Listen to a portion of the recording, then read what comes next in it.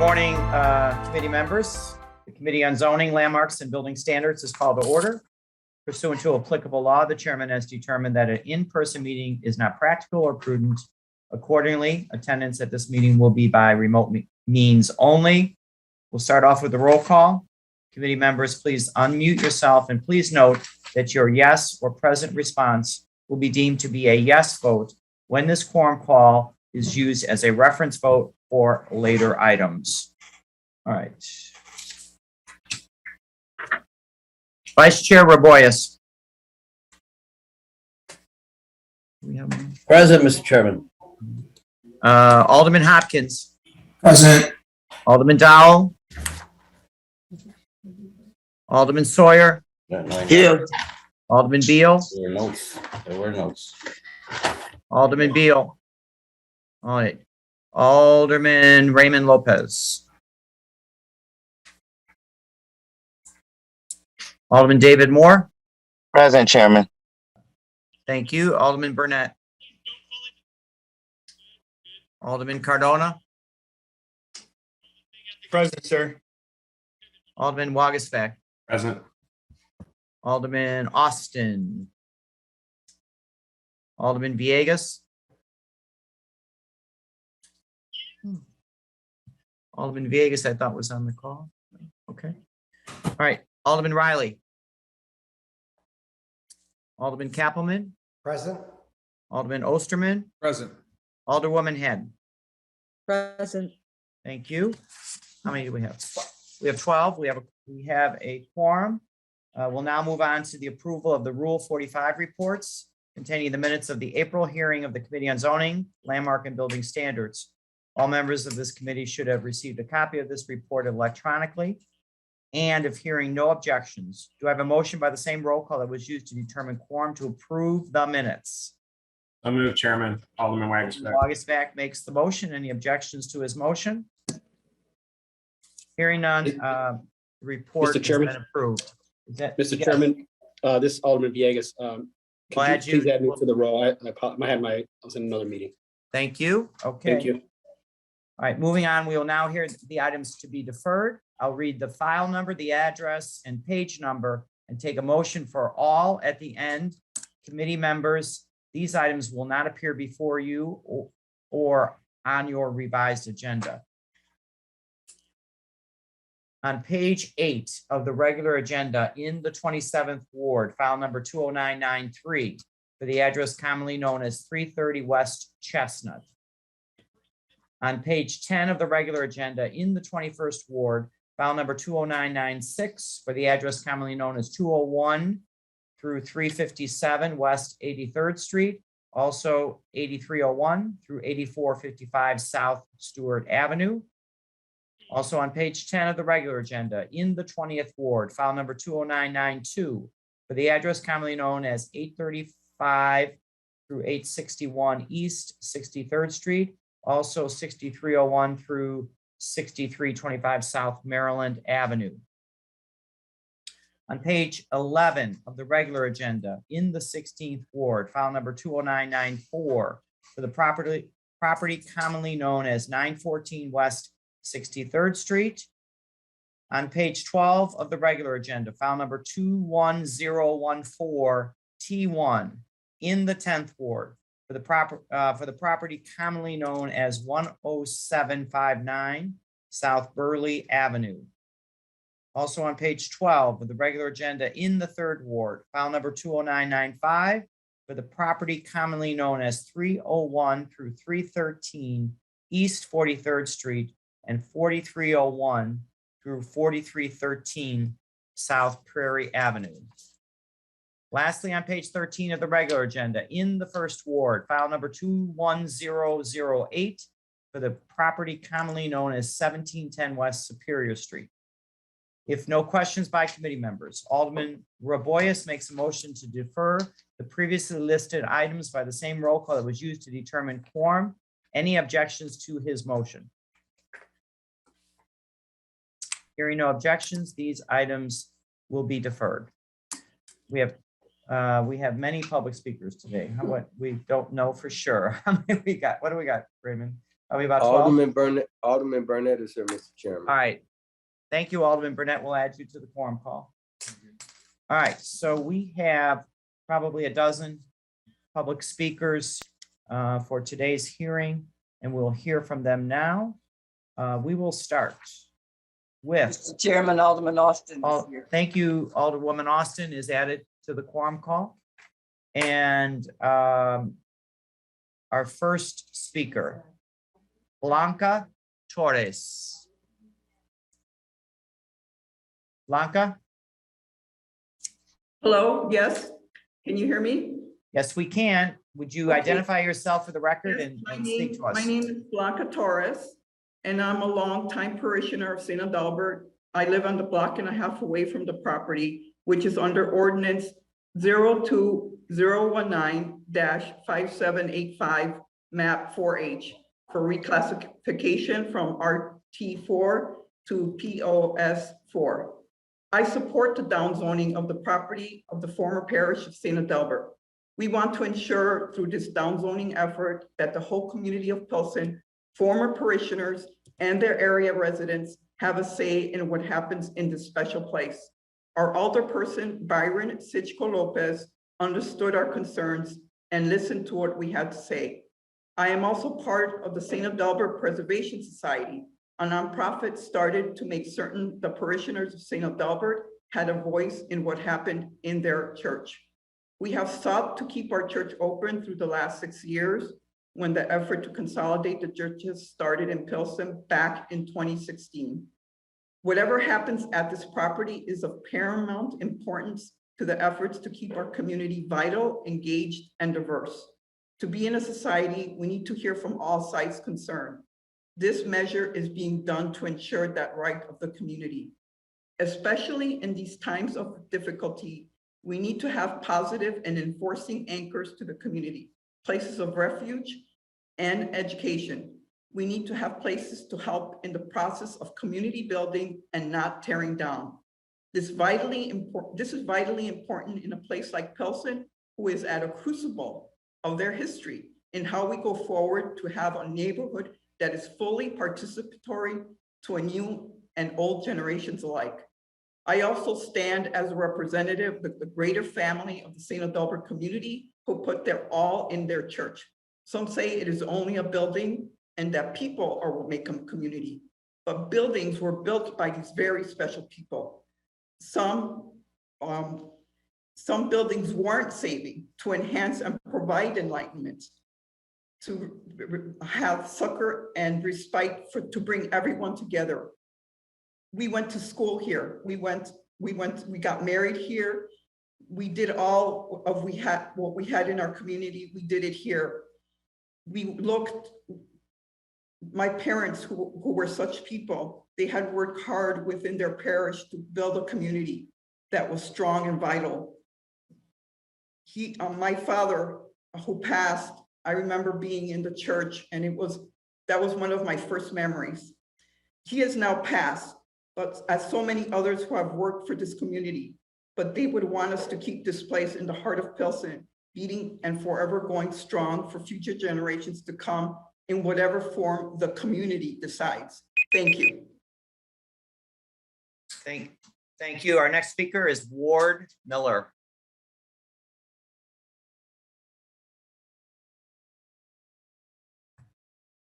Good morning, Mr. Chairman. Can you hear me? We can. Would you identify yourself for the record, please?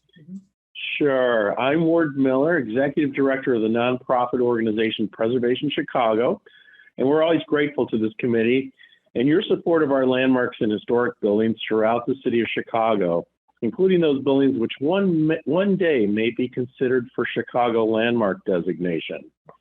Today, we are before you to ask that you consider and support the proposed downzoning of the former St. Adalbert's Roman Catholic Church located at 1650 West 17th Street in the Pilsen community.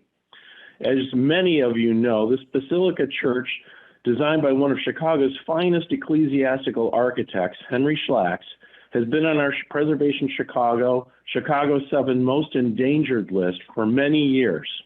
The church was closed and deconsecrated in 2019 by its owner And this has led to a great partnership of architects, preservationists, historians, parishioners, community members, and people of all different ethnicities to come together to encourage the building be preserved, landmarked, and protected from an uncertain future and the potential of demolition. The church building, modeled after St. Paul's outside the walls in Rome, is a magnificent structure, and with its identical 185-foot towers, is the tallest building in the Pilsen community. The building is also a cornerstone of the community since 1914, along with its predecessor structure since 1874, and its closure and reduction by its owner to quote-unquote profane but not sordid use was a sad day for many of us and for our city.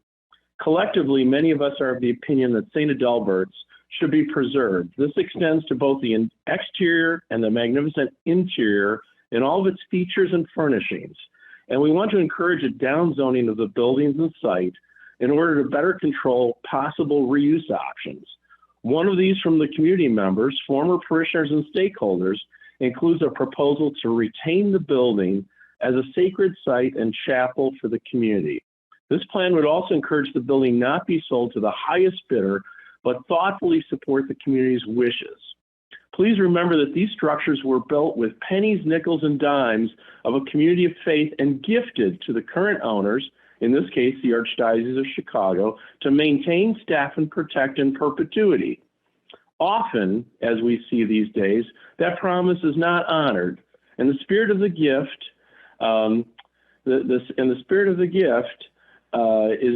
is not maintained. So we would therefore like to support the downzoning of the site proposed by Alderman Lopez to continue the dialogue and robust conversations between the greater community of members, former parishioners, stakeholders, and the current owners. We at Preservation Chicago also want to encourage the Chicago landmark designation of St. Albert's.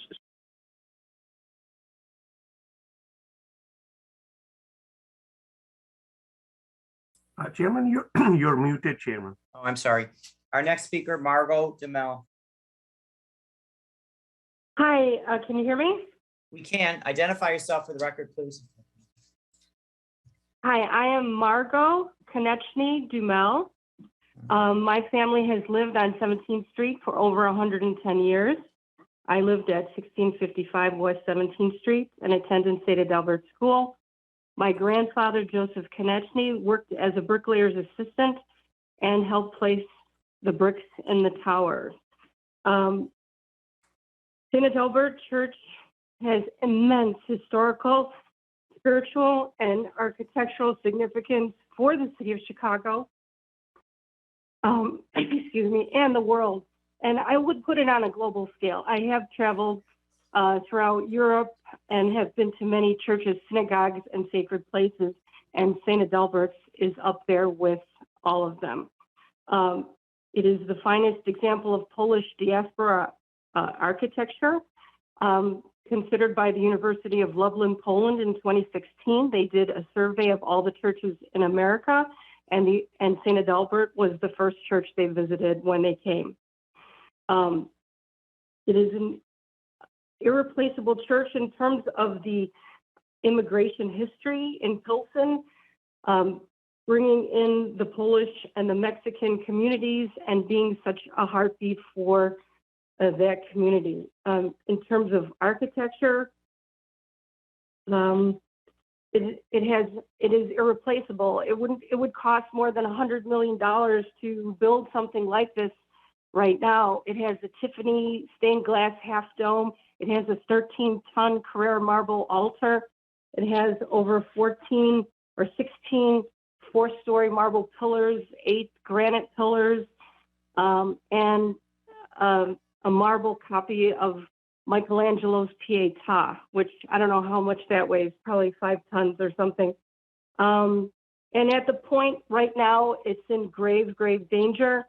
The Archdiocese of Chicago wants to cannibalize the church. Obviously, they want to tear it down and sell it to the highest bidder and put condos up there.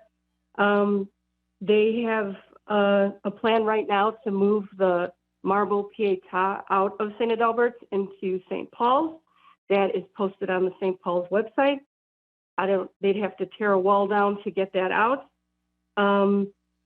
So it's just, it's very, it's just a treasure, and it's an inconceivable thought to see that this church would be destroyed, this building would be destroyed. It's at the level of the Stock Exchange, the Garrick Theater, and it could be and will be an engine of economics for the neighborhood. All right, our next speaker, Jurek Jablonski. Chairman, I don't see Jurek Jablonski here. All right, we'll give it a pass. Next speaker, Julie Sawicki.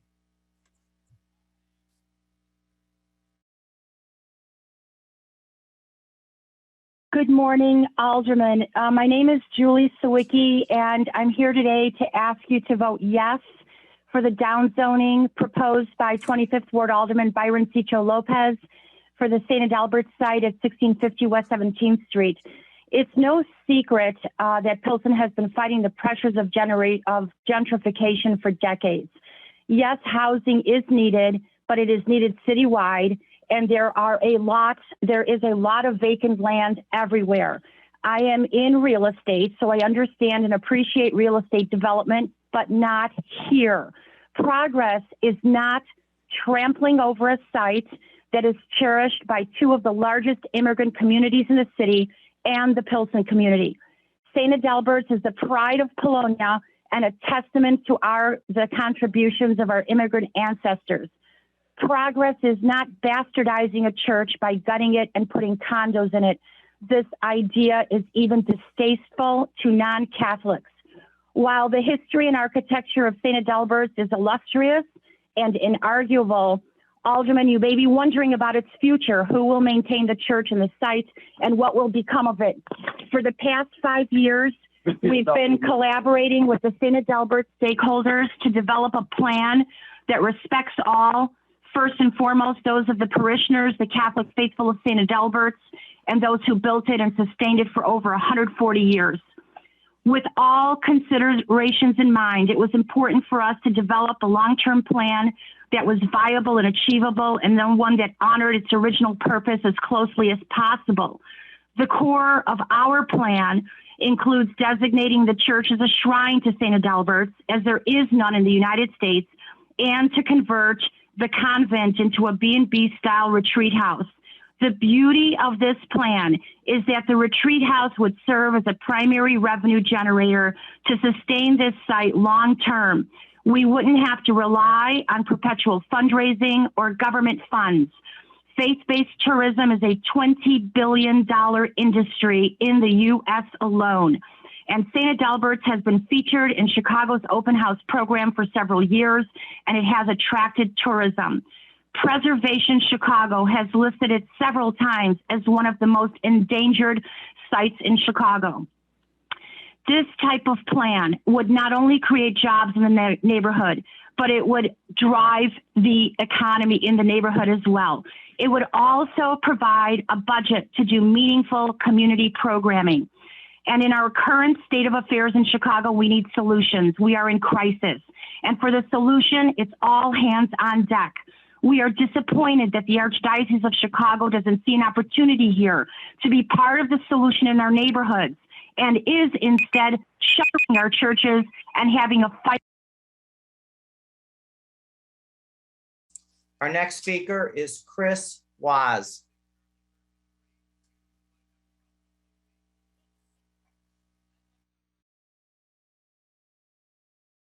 Chris Waz, please. Chris Waz, please press *6 on your phone to unmute.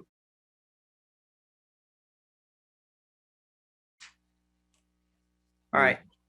Is that Chris? Yeah. Good morning. Can you hear me now? We can. Identify yourself for the record, please. Christopher Waz.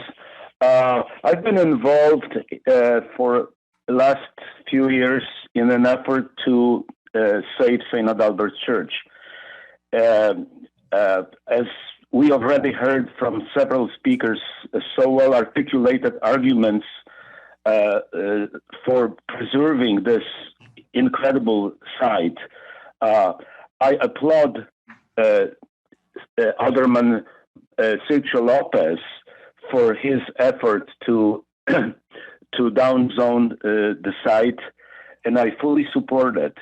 I would like to point out especially to the social aspect. We all know all the social troubles in the city, shootings and all this, and a large contributor to this crisis is the uprooting of people, and this striking visible sign of the heritage of people inhabiting the neighborhood, the Polish immigrants, and then the Mexican immigrants, and the peaceful transition from one community to the other community, taking over as we heard from Blanca, Mexicans moving into the neighborhood and finding their home in the parish. These are wonderful stories, and the church will be the visible sign of history, of belonging to this place for the two largest immigrant communities in the city. And it really will contribute that sense of belonging, of continuity. These are the building blocks of social cohesion. It certainly will help our city to become integrated, to become peaceful, and people possessing a sense of belonging to this place. So just for that reason alone, we should work toward preserving the St. Adalbert. And I'm very grateful for the alderman to have this motion to downzone the St. Adalbert. And let's hope that we'll succeed. Thank you very much. Thank you. Our next speaker, Margaretyanisetsky. I hope I got that halfway right. Margaret? Margaret, please press *6 on your phone to unmute. Hello? Yes, we can hear you. Hello, you can proceed. You press *6 again, you got muted. Please press *6 just one time. One more time. Hello? Yes, we can hear you. You can hear me? We can. Hello? Are you, Margaret? Yes? Margaret, would you Yes? proceed? Let's proceed with your testimony, please. Okay, my name is Margaretyanisetsky. I have a degree in urban planning and policy from University of Illinois. I am a member of Society of St. Adalbert, and I'm really worried about the faith of the church. Okay, I will be talking from the perspective of urban planner. St. Albert Church is a focal point for the whole Pilsen neighborhood. Why is it important? It provides sense of settlement to the people. It means clarity with which the area can be perceived and identified. Okay, so identity is provided. Identity provided by the church is translated to this. People have an experience of being in a very special place. And I would like to quote Kevin Lynch in that aspect. Okay, so Kevin Lynch says, the direct enjoyment of a vivid perception is enlarged because sensible, identifiable places are convenient pegs on which to hang personal memories, feelings, and values. Place identity is closely linked to personal identity. I am here supports I am. Okay, another aspect of this church, it provides element of structure. And it gives sense of structure. It means sense of orientation. So we know where we are, which implies how other places are connected to this particular place. Okay, and the significance of orientation is clear enough. Poor orientation means lost time, wasted effort, especially for strangers, and it is crucial for handicapped, blind, crippled, retarded, and deaf. Okay. I want to say this. This is a very historic building, and it can be it can, if properly marketed, it can be a very important tourist destination. And also it can become a catalyst for the neighborhood, catalyst for developing small businesses like coffee bars, restaurants, gift shops. Thank you, Margaret. Our next speaker, Edward Kuski.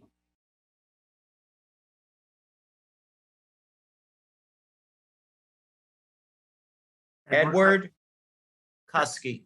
Edward Kuski, please press *6 on your phone to unmute. There you go. Yeah. Good morning, Alderman and staff. Thank you for your services to make city of Chicago a better place. My name is Edward Kuski. I'm president of the Castlewood Terrace Association. I'd like to talk on the upzoning in the 46th Ward at 854 Castlewood Terrace. First, I'd like to cover some history of Castlewood Terrace as a background to the issue at hand.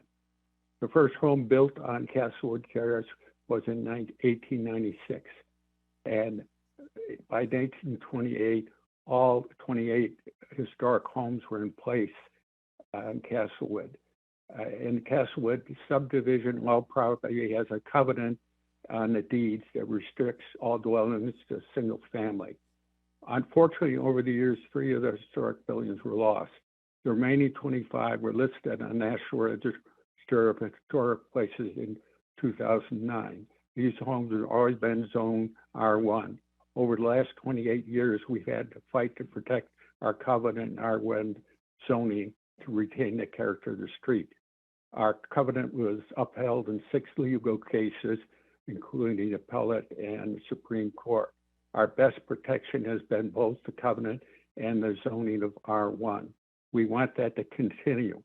Upzoning to RT4, even for a short period, weakens our protection.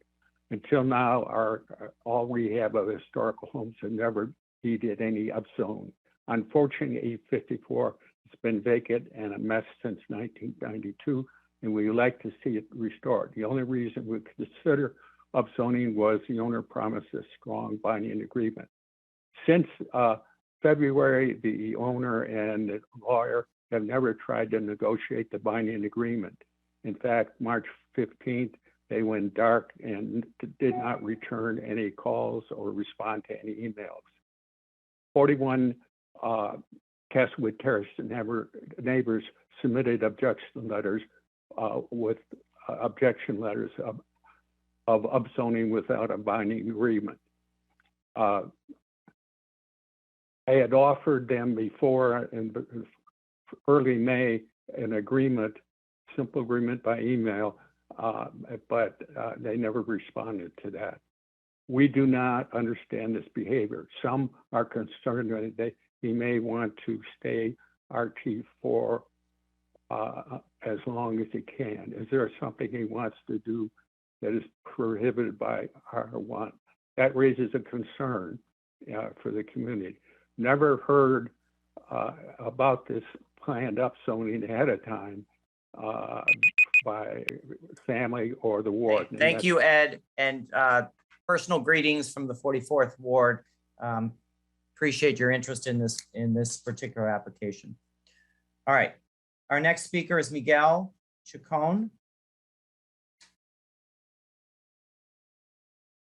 Miguel Chacon, please press *6 on your phone.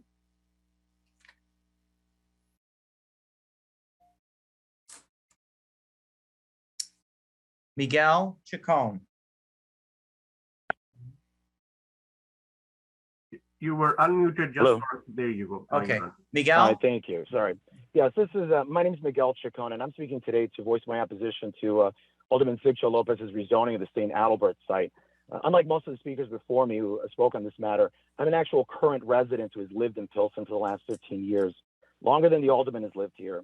And during that time, plenty has changed, but our community has also missed out on plenty of potential development due to aldermanic prerogative. And just like former Alderman Danny Solis, our current alderman is choosing to follow the same path and downzone a site because it is not because it's what the community wants, but rather because it fits the alderman's political agenda. More importantly, he's doing this against the will of the people in his own ward. The residents of Pilsen are not asking for this. We're not supporting this, and the parishioners of St. Paul's have overwhelmingly stated their opposition to this measure. Yet he is siding with a group who are not Chicago voters nor Pilsen residents who are advocating for the church to reopen. While their intentions might be noble, their plan is highly unlikely to come to fruition. We can look at St. Boniface on the north side as a clear example of what not to do. That property sat vacant for 30 years and has become an eyesore in the community with nothing to show for it.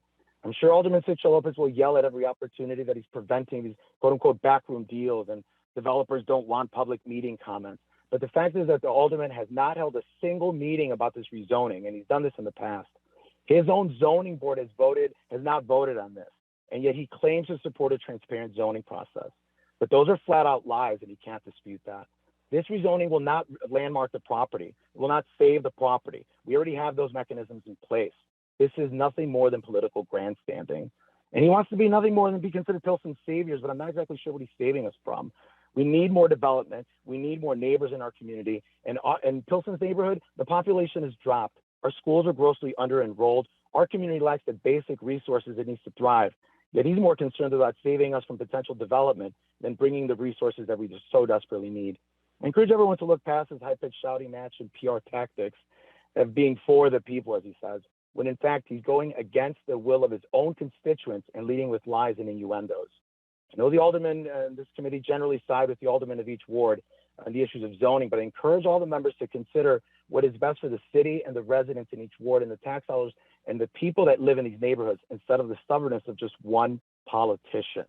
I encourage you guys to vote to not rezone the property. It will not do anything to save the property as it is. There's still other things that can be done, but this is not the right way to go with this. And so I appreciate my time and I appreciate it. Thank you. Thank you. Our next speaker, Elizabeth Roman. Can you hear me? Hello? Yes, we can hear Hello, you. can you hear me? Can you hear me? Yes. Hello? Okay, thank you. Thank you. Good morning, and thank you for the opportunity to share with you today. My name is Elizabeth Roman. For the past 8 years, I have served as the president of the National Catholic Council for Hispanic Ministry, known as NCCHM. Established in 1991, our mission is to serve and promote Hispanic ministry through education, advocacy, networking, and leadership. 3 years ago, NCCHM relocated its national headquarters to Pilsen Neighbors Community Council in a partnership that has brought a national ministry organization to serve in the community. For the past decade, NCCHM has had an alliance with Pilsen Neighbors. 8 years ago, we began planning and celebrating the People's Mass at Fiesta del Sol. With the People's Mass, we added an element of faith and prayer to the festival. I speak before you today, not just as a Catholic leader, but as someone who is vested in serving in the Pilsen community. I am concerned, like so many, with what is happening to our people hit so hard in a pandemic and living amidst the horrific violence that continues to devastate our communities. We also live with the added burden and fears of being displaced from communities where we have lived, as we have heard, for generations, because new housing developments in our own communities remain out of reach for most of us. It is heartbreaking to know that the Archdiocese of Chicago has closed over 120 parishes in just 4 years, among them St. Adalbert's. St. Adalbert's, as we've heard, is an iconic structure known as much for its stunning architecture as it is for the controversial closing and the church towers, which for years have been wrapped in scaffolding due to their continued deterioration. Standing tall as a citywide symbol of the decaying state of the Catholic Church in this city. In 2019, NCCHM and Pilsen neighbors presented a proposal to Cardinal Stupich for St. Adalbert's. For nearly 3 years, we have been meeting and discerning with the Cardinal's liaison for Renew My Church to invest and transform the St. Adalbert's campus into a thriving community center of encounter, culture and arts, education and formation. So we believe the only way to preserve and maintain St. Adalbert's in the service of the community and for the future is for it to be downzoned. We consider that this zoning best reflects a public use, which not only honors the faith that built it, but also benefits the community, provides services, and continues the connections to the diverse communities that have ties to the former St. Adalbert's Parish. Thank you for your time and consideration. God bless you for considering this zoning initiative in favor of the people. Thank you. Thank you. Our next speaker, Elvira Bernal. Chairman, Elvira Bernal is not here. All right. Our next speaker is Donna Graves. Can you hear me? We can. Good morning. My name is Donna Galuzzo Graves. I was born and raised in Pilsen, and my husband and I are raising our 5 children here today. I began attending St. Paul Church on Hoyne and 22nd Place over 30 years ago, and I'm proud to say I am the current director of Parish Vitality and Mission. I am here today representing the families of St. Paul who have recently signed a 520 family petition asking you to not downzone the campus of St. Adalbert. We have been told that this process will ensure a community process if there are any future zoning changes requested. This is confusing to us because there is currently a zoning advisory board for the 25th ward with representation that advises Alderman Lopez. The community is currently involved. Furthermore, we, the members of the ward, are currently bearing the financial burden to maintain the campus.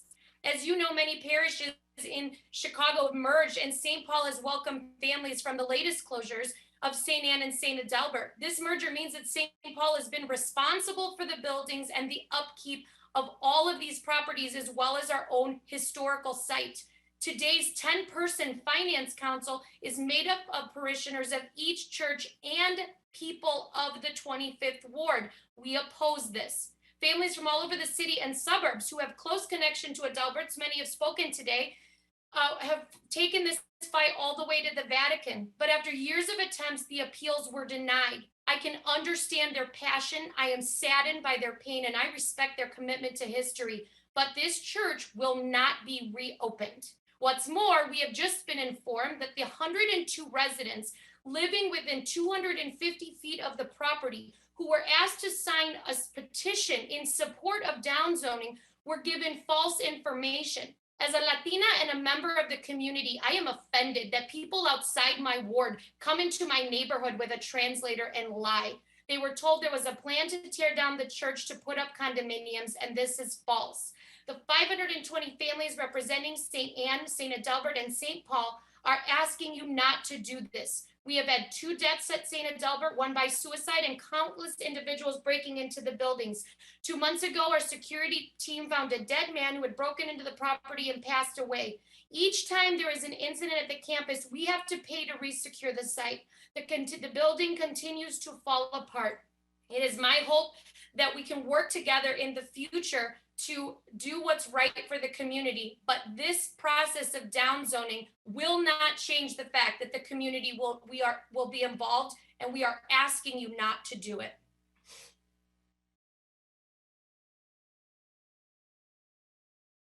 I believe that ends the public comment period. And in the interest of time and the interest of St. Adalbert, committee members, we are going to move to this aldermanic application by Alderman Cicho Lopez. It's located on page one of the revised agenda at the bottom of page 1. Alderman Raymond Lopez. Chairman, good morning. Can I be recognized for quorum, please? Yes, sir. And did you hear we're going to be on page 1. We're moving to the aldermanic St. Adalbert application A8487, 25th Ward. Ordinance was referred on July 24th of 2019. The common address is 1628 through 1650 West 17th Street, also 1629 through 1651 West 16th Street, excuse me. The change request from an RT4 residential 2-flat townhouse and multi-unit district to a POS-4 Parks and Open Space District. And I believe, I know that Alderman Cicho Lopez is the sponsor of this, and we'll hear from him. We have talked with the alderman, and he will present his, not his witness, a witness in support of his application. And then with all due respect, we have a member of the Archdiocese of Chicago to speak in opposition. So we'll have one pro and one con on this. And we'll start with the alderman, of course.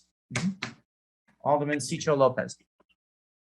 Thank you, Chairman, and good morning. Thank you to all the committee members for listening to this important issue in our community.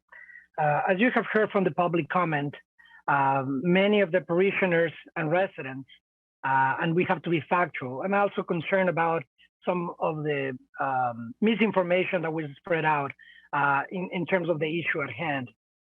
This is not a new issue. As you know, many of you, this was an issue that we have dealt in our community for almost 7 years. In good faith and in commitment to our community, when we took office, we reviewed and rejected a previous plan because it did not have any community input and would have made St. Adalbert yet another project where we will have had luxury units. Fast forward, we had a conversation back then, this is in 2019, 2020, with our archdiocese, with the mayor's office, to make sure that we guarantee a fair process, that we have an open discussion and respect the parishioners, the residents of the ward, especially now in the middle of a pandemic, when we see the huge need in terms of housing, in terms of social services. I think it's only fair that we take into consideration the voices of the community, the voices of the residents who overwhelmingly support an open process. The promises of discussing this matter after things are decided are disingenuous. And history has told us that after this fact, things are very difficult to change. Furthermore, what we have not discussed here is that in this parish, in a 2-acre parish, we also still have an active school, a set of school where, in our school where a set of Casa's parents have also concerns about any kind of deal that does not include their voices as well. As you know, we have parents who make their schedules around schooling for the children and have not only one, but sometimes 2 children in the school. We need to be respectful of our constituents, of our parents, of the community at large.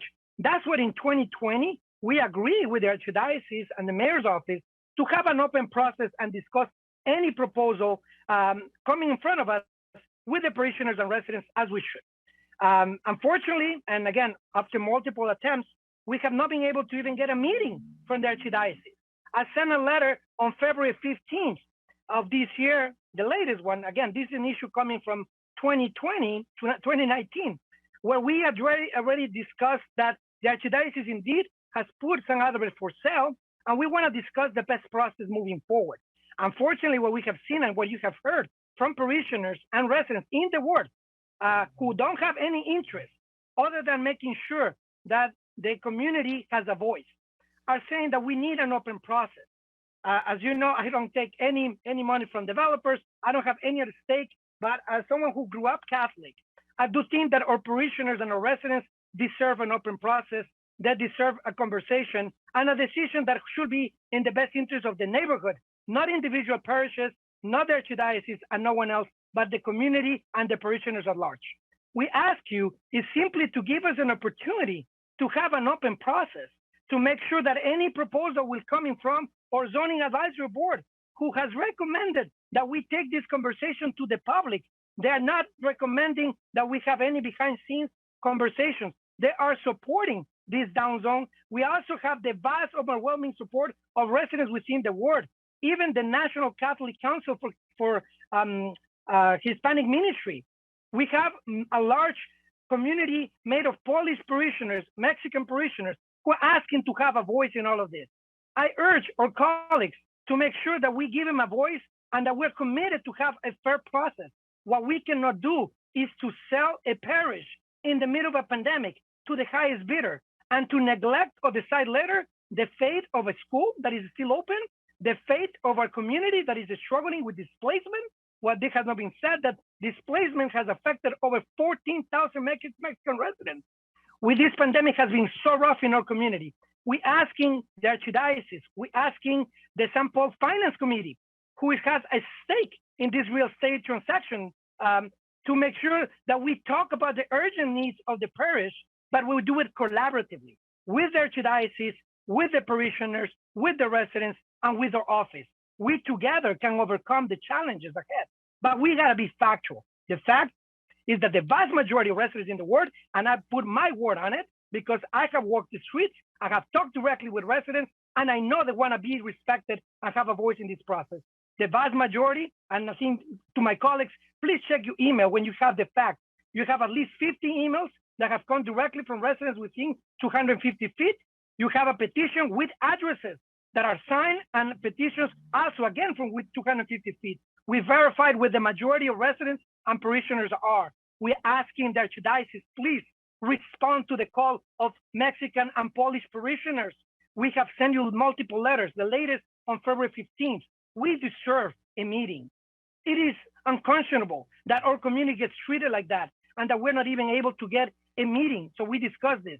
So this is our attempt and our effort to bring everyone to the table and guarantee that parishioners or residents have a voice in this matter, and the decision is always done in the best interest of the community.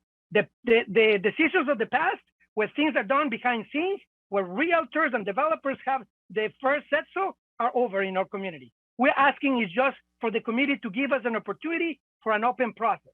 This is what the zoning change is at, and we hope that we look forward to working collaboratively with Archdiocese, St. Paul, and our community to make this a positive in our community, and I hope and ask for your favorable vote on this item. Thank you, Alderman. In terms of the witness in support of your downzoning, we have, who is going to speak on that behalf, or did they speak in the public comment period, Alderman?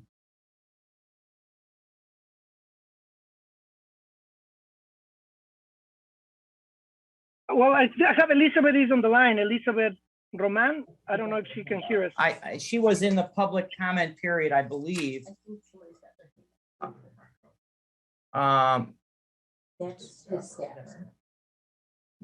Alderman, we did hear from Elizabeth Oman in the public comment period.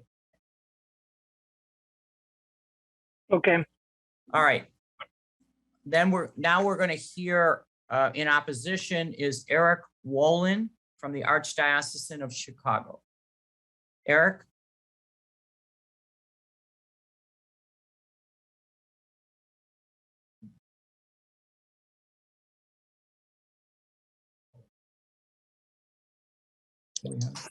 Mr. Chairman, while we're waiting, this is Alderman Dowell to be counted towards quorum. Thank you, Alderwoman Dowell. Do we have Eric Wolin? And Alderman, or Chairman, can you hear me now?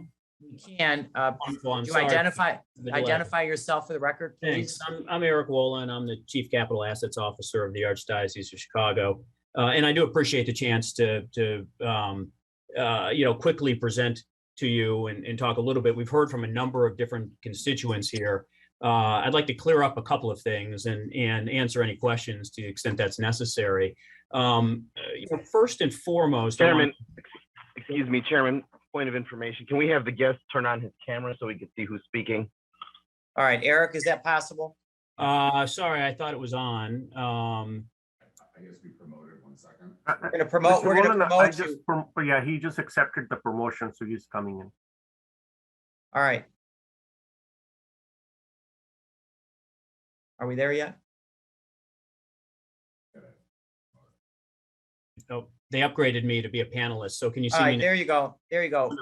So thanks so much. So a couple of things first and foremost. I know a number of things have been said. There are a number of folks that are passionate about this project and in this property, and we understand that and we share that passion. First and foremost, I want to be clear. This is about St. Paul and the parish. This is not about the archdiocese. Contrary to what you may have heard, these parish properties, these parish assets are the assets of the local parishes, right? And they're an important source of funding for local mission.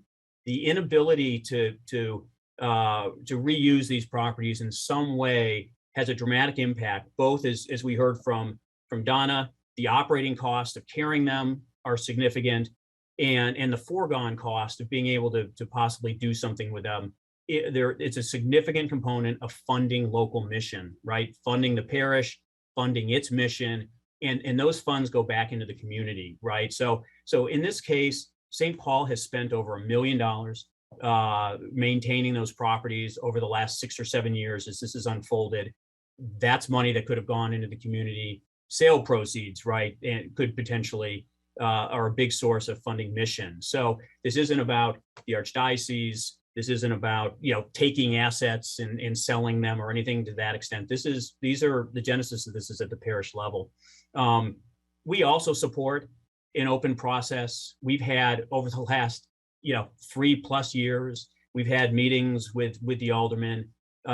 We presented a proposal 2 or 3 years ago that had a developer had come in, had a proposal that had over 40% affordable housing at the time when it wasn't required.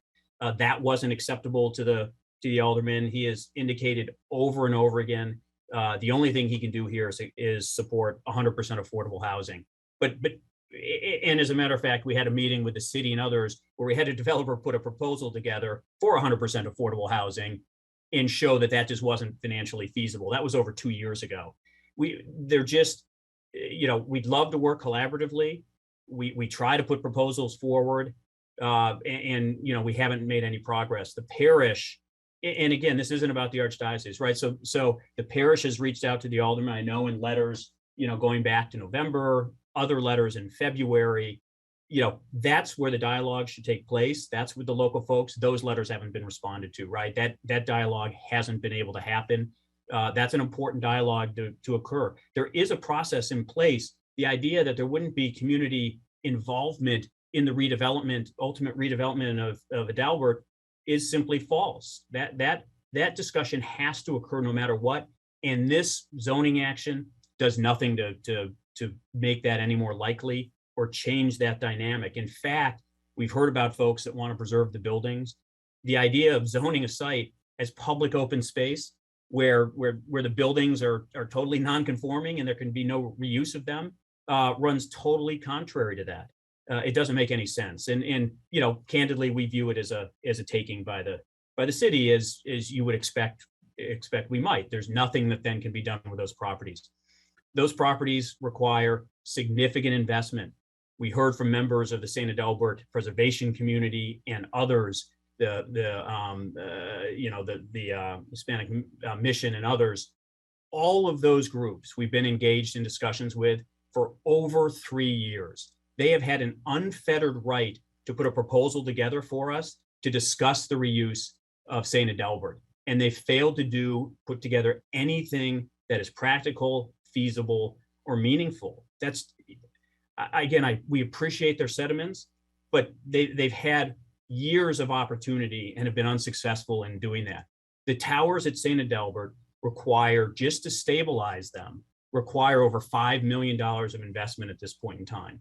To redevelop the property to make it habitable or usable or functional with the convent building and the rectory and the church would probably be over a $20 million investment.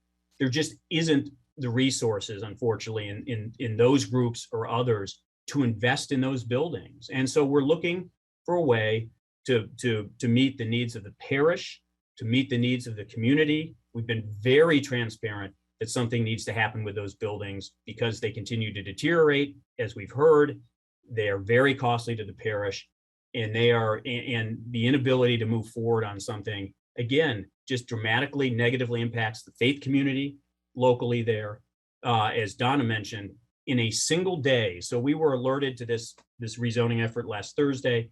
In a single day, the parish was able to gather 500 signatures in opposition of this zoning action. So the idea that the community is overwhelming in favor of it is simply false. And I imagine if the parish went out and had a week to gather signatures, there would be many, many hundreds more, if not more than that. So again, I appreciate the sentiments. We absolutely want to work with the community, and the parish wants to work with the community to find a collaborative solution here. We've been doing that for years with no resolution. And again, we think this zoning action actually moves that process backwards, not forwards. It offers no protections and actually just limits what, it damages the site and damages the parish. So thank you. I'll be happy to answer. All right. Eric, we're gonna have an opinion at my request from the law department about the ordinance, and then we will open it up for questions and answers. And of course, we'll hear from Citro Lopez, who has his hand up, and I'm going to see if there's other members of the committee that would like to ask questions on this application. So we have Lisa Mischer on the call from the law department. Lisa? Good morning, Chair, and good morning all in the committee and all in attendance. Yes, so the city law department, the city of Chicago, is not infrequently sued for down zonings. And what we would have to demonstrate is that the down zoning meets the rational basis standard, that it's not arbitrary and capricious. And courts look at a number of factors in deciding whether a rezoning, whether it's down zoning or up zoning, is constitutional. And one of the most important factors is how this new zoning category fits in the context of other zoned properties in the area. So for example, if a property is zoned RT4 and it's down zoned to RT3 or some other residential category, there might be a close question about whether that rezoning would be upheld by a court. Moving within residential, business, and commercial and industrial categories up or down by a number can often be justified. This down zoning from RT4 to a POS, Parks and Open Space, is highly unusual. Parks and Open Space essentially eliminates all development rights and converts the property to effectively a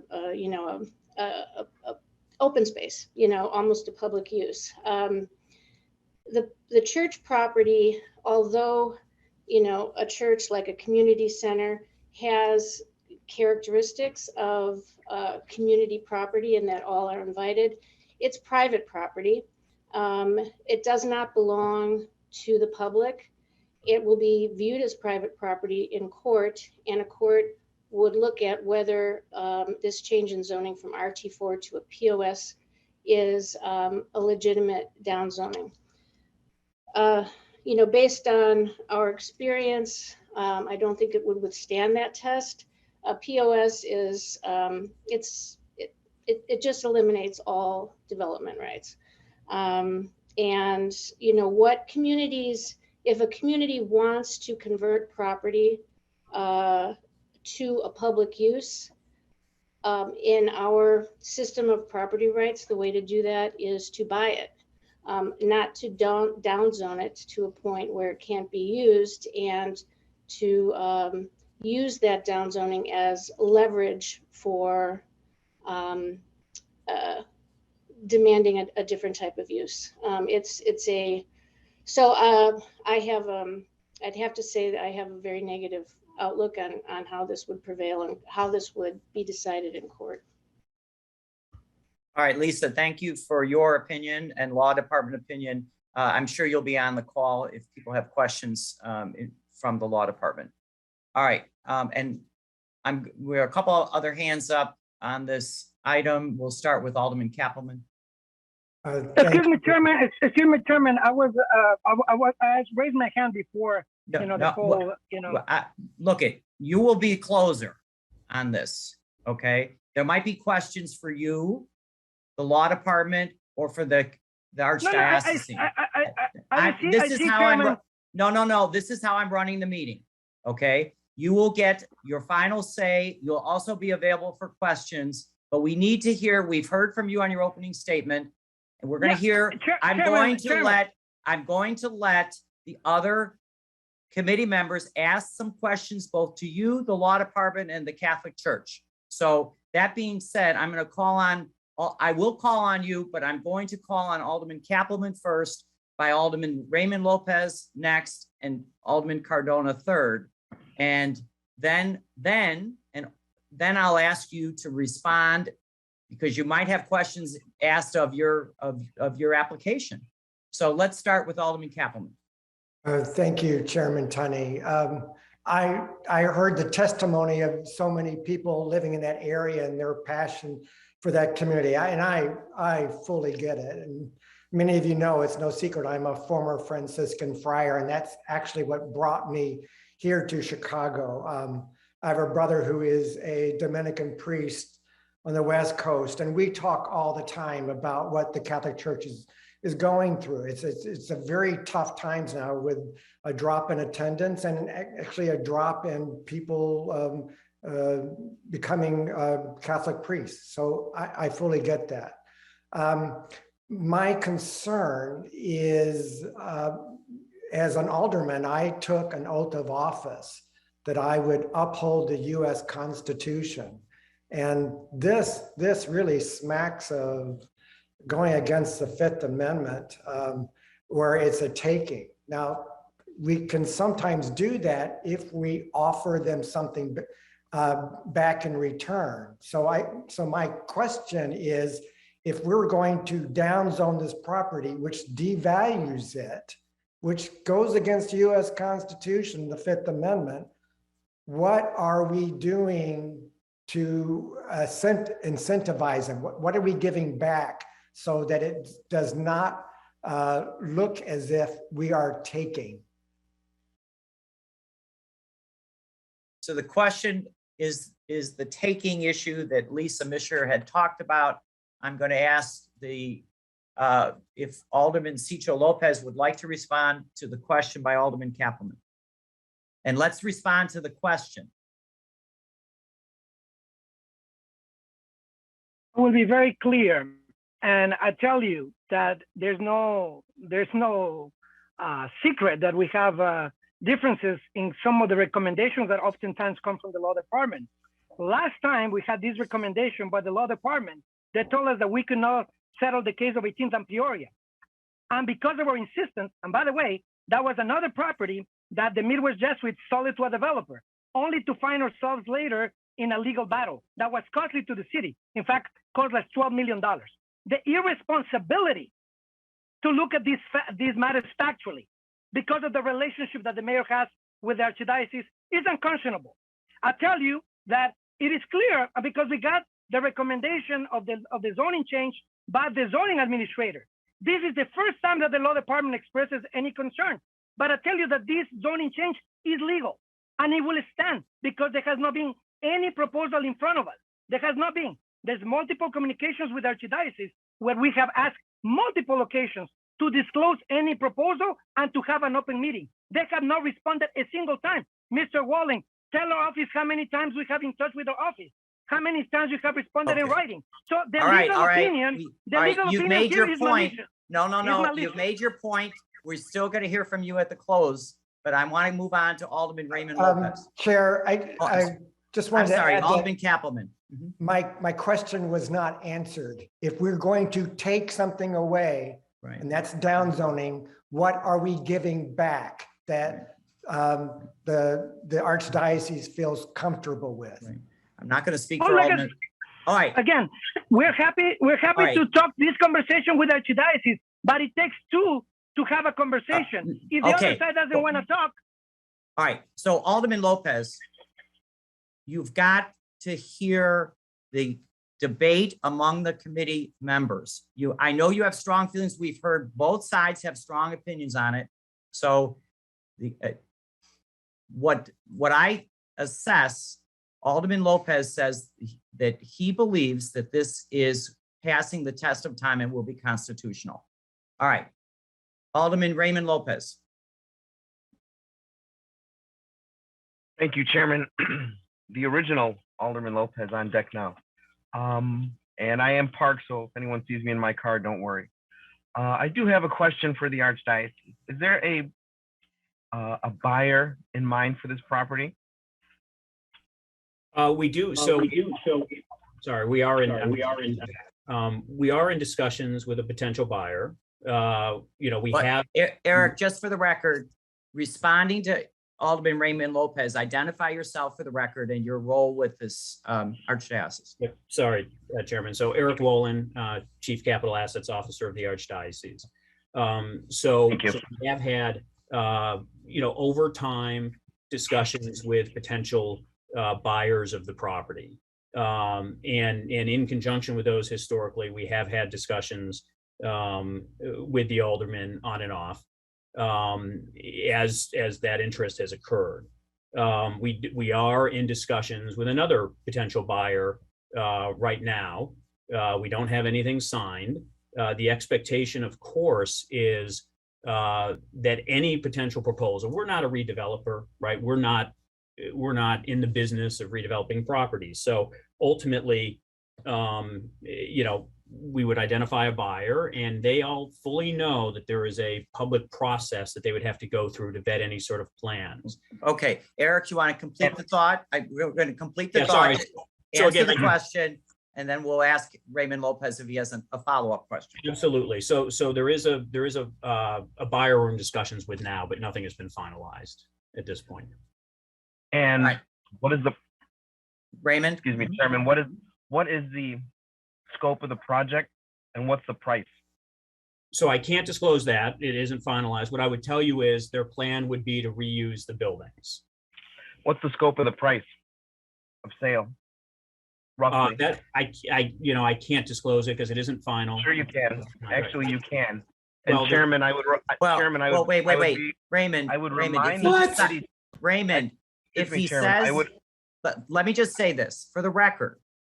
He is not responding to your question about the price, and just leave it at that. So carry on after that.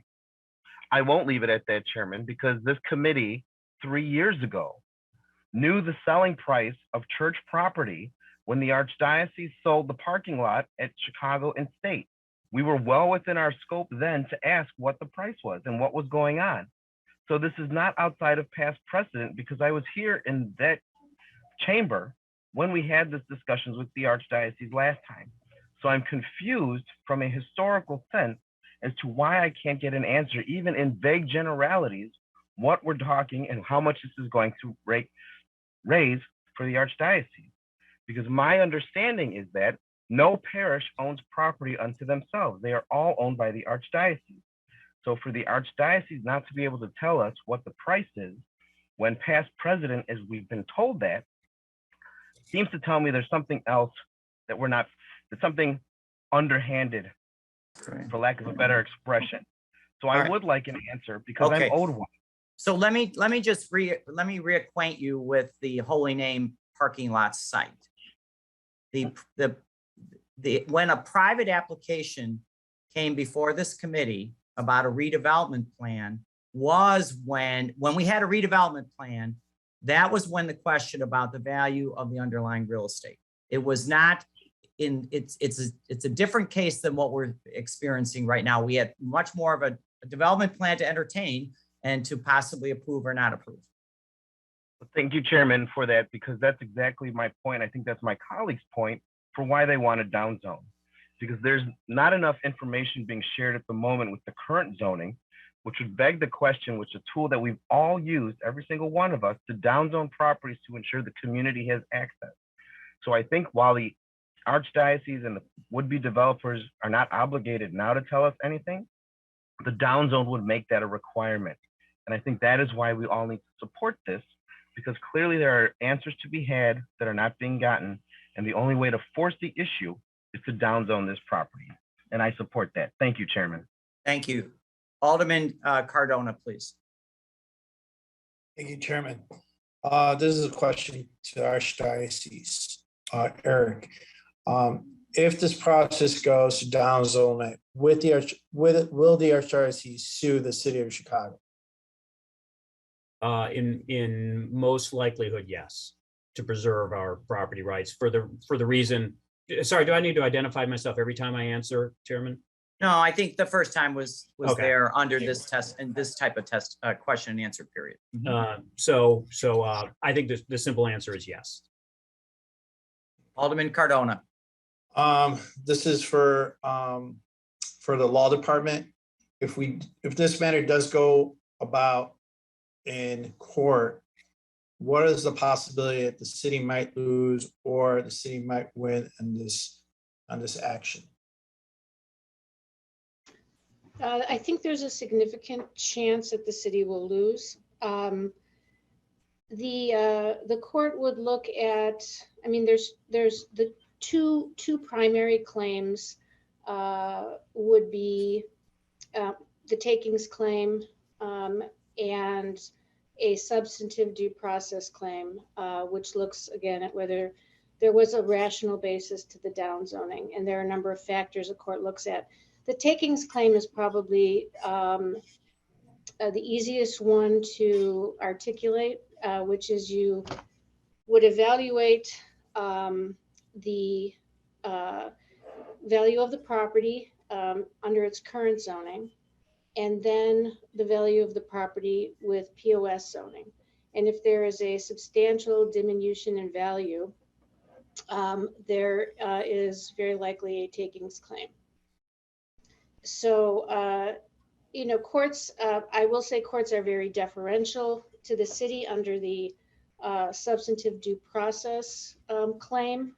But even here, because this is such a significant jump from RT4 to POS, it would be difficult in there to articulate a rational basis for that move. Especially we have testimony here that the purpose of this downzoning is to leverage an agreement with the church and the community. There has not been articulated here any other basis for the downzoning that I've heard, other than the church and the community have not. The church and the aldermen have not reached a compromise on how the property will be developed. And so the purpose of the downzoning is to get the church to the table to make that, to reach that compromise. And that's not, that doesn't fall into any recognized purpose of downzoning. Downzonings, any downzoning or upzoning is supposed to be based on land use purposes only. All right, Alderman Cardona, is there other question? I just got another question for the Archdiocese. Communication between you and the Alderman's office. Do you have a timeline when it started and until current today? Yeah, because we're hearing two different stories, one from the Alderman and one from the Archdiocese. Sure. So we've had meetings regarding St. Adalbert going back probably 3 years. I don't have the exact dates. You know, we've had multiple meetings. We haven't had any meetings recently because frankly, until recently, there was no activity on the property. However, the parish, did reach out to the alderman starting late, last year. We tried to push the discussion away from the archdiocese. I mean, again, I need to reemphasize, this is a parish. These are parish decisions. These are parish assets. Whether or not technically or legally they're owned by the archdiocese, they're treated as parish assets. And they've been reaching out to the alderman over the last 6 months to try to encourage that discussion. But our discussions involving the city, Department of Housing and others to talk about potential reuses here have occurred over the last 3 years with the alderman. Alderman Cardona, anything else? That'd be it. Okay, all right. I Thank did you. say, I do see two more, I still see more hands up. That would be Alderman Osterman, Haddon, and Wagasback. But I did say that I would hear from Alderman Cicho Lopez, because you want to wait, Alderman Cicho Lopez, because we have a fair amount of hands still up. What would you like to do? Well, I would like to hear from our colleagues, but what I would like to also point out, again, it seems like this conversation is very driven towards the profit of the sale of a parish, and I think that, the whole conversation around also the legal opinion or something that, as you see, has zero details. I'm just really concerned about just hearing from the legal department now in a purely speculative, it's being purely speculation, nothing concrete. And last time we had to go through this was, again, when a situation we had to go again with our own legal counsel. I think that this is concerning, right? That we'll hear as all the persons from the legal department the day off, but all along with the zoning administrator was recommending the zoning change, everything was fine. I'm just concerned about the last minute shenanigans and the relationship here. Right, point taken. We will hear from you to close. All right, Alderman Osterman. Yes, can you hear me okay? Yeah. So I'll say this, that I'm going to support Alderman Cicho Lopez in the downzoning today. I think I have one that I would rather see an amicable solution for an adaptive reuse.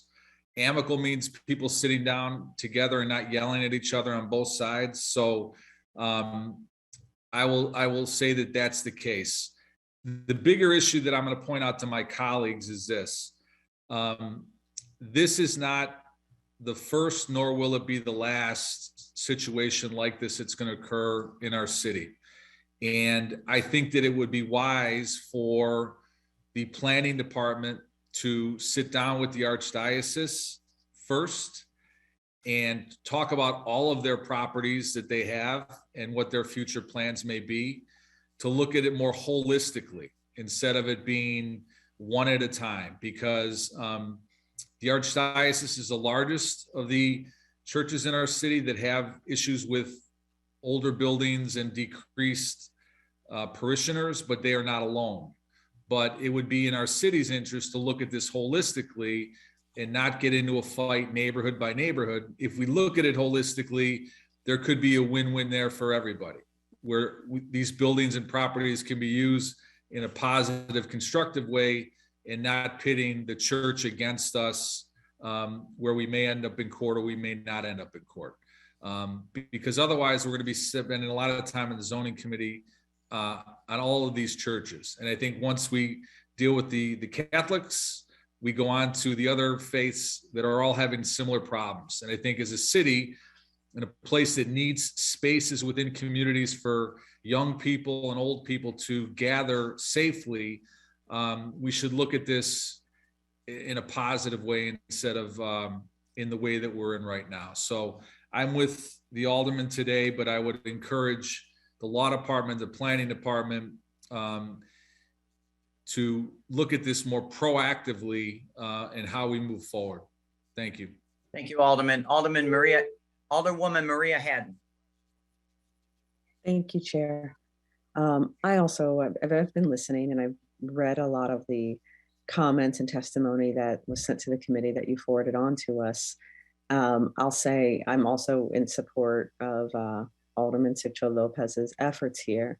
because I see why he's doing it. I appreciate Alderman Osterman's comments and 100% support that, and would encourage the Archdiocese and our Department of Planning to work together on those future plans. I know we're working with parishioners and the St. Ignatius property, and have had some different conversations that I think are going well, but realize that this is a bigger issue. And as much as this might come to private property, right, and in the Archdiocese and the parish kind of moving within what they feel to be their rights, nonprofit status, right, and the tax exempt status that all nonprofit institutions, whether they be the Archdiocese or universities, there are responsibilities that these institutions have to the public and the community. And we should be working together to find solutions on what we can do with our spaces.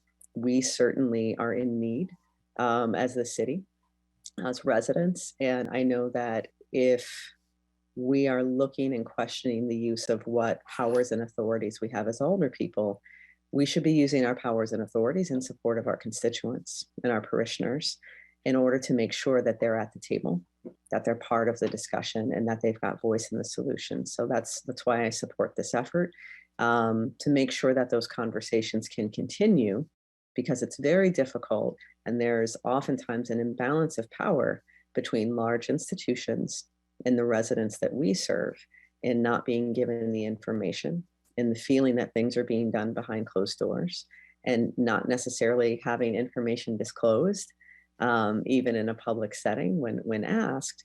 And these are wholly important sites to so many people in our community, and they absolutely care about what happens to them. Adaptive reuse, we've seen so many holy spaces turned into private homes, residences, condos, and it's hard to set aside the negative feelings that can come to a community when it seems a decision's made simply for profits. And I know that things are more complex than that, but that's why we've got to work together. So support Alderman Sigcho Lopez in this effort, because I think it'll lead us to a solution. And I hope the Archdiocese and all that you do for Chicago and for Chicagoans, I hope that you guys will work with the city and maybe be able to tell us what you need in order to strike that balance, as Alderman Osterman spoke to. So thank you, Chairman Tunney. Alderwoman. Alderman Scott Waguespack. Thanks, Chairman. Actually, I had some questions for Mr. Wallen. So Mr. Wallen, when you talked about other potential projects there, you had mentioned that you had, you had one project at 40% affordable that wasn't accepted. But what percentage of this property do you see as reusable in your estimation for residential adaptive reuse?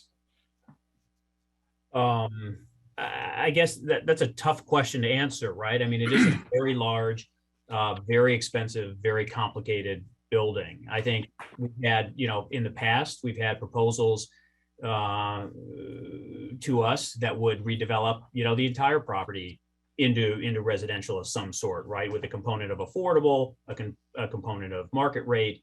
The church building is a huge challenge, right? Incredibly expensive, and people had a lot of difficulty getting their arms around what to do there. The current proposal is one of developing more of a community space, more of a potential event space or something along those lines, maybe, and looking at it that way, and then some complementary uses associated with that.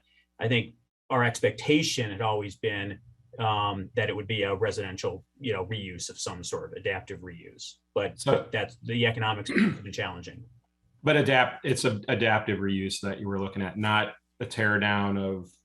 I mean, I guess you might have to take apart some of it, but we've seen adaptive reuses. Yeah, every proposal we've ever entertained, I mean, we're sensitive to the community, we're sensitive to the buildings, has been an adaptive reuse of the property. I mean, Right. there is some vacant land there that would be, might house some new development, but the buildings themselves would be reused. Okay. And then you, as the, in your position, you essentially handle a lot of these other properties throughout the diocese, even though the individual parishes are the ones kind of making the decision. That's correct. So we help facilitate, we bring in a level of, real estate expertise to help advise the parishes and manage the process. And then roughly how many other properties have been rezoned in the last few years? I mean, not going back 10 or 20, but maybe decade, because that's when I think you started consolidating over the last decade, right? Yeah, really, probably over the last 5 years is when the bulk of the unifications have occurred. And I guess just to clarify your question, Alderman, when you say rezoned, are you referring to like, for instance, properties we've sold that have been subsequently been redeveloped, or rezoned while they're still church property? The former. So basically ones that you redeveloped with those real estate experts perhaps, and got a zoning change with a type 1 type plan or something like that. And I'm not saying give me the exact number, but just you've been doing them. Yeah, I would say, frankly, let's say over the last 4 to 5 years, that's probably less than a dozen. Okay. And probably closer to half dozen, frankly, that I could name. Okay. And then how many unifications have you done? Well, the Archdiocese overall in Cook and Lake County, we've basically, we're at about 230 parishes now, down from about 330 over the last 5 years. But what I should clarify, that doesn't mean 100 sites have closed, right? A unified parish in many cases becomes a multi-site parish. Okay. I guess I was going to Alderman Osterman's point. You're going to have a lot of other, but you have your unifications. You're probably going to have some other closings based on what's happening. From somewhat of what I read in some of those letters, St. Hedwig, St. John Birchman, where I'm kind of dealing with issues there.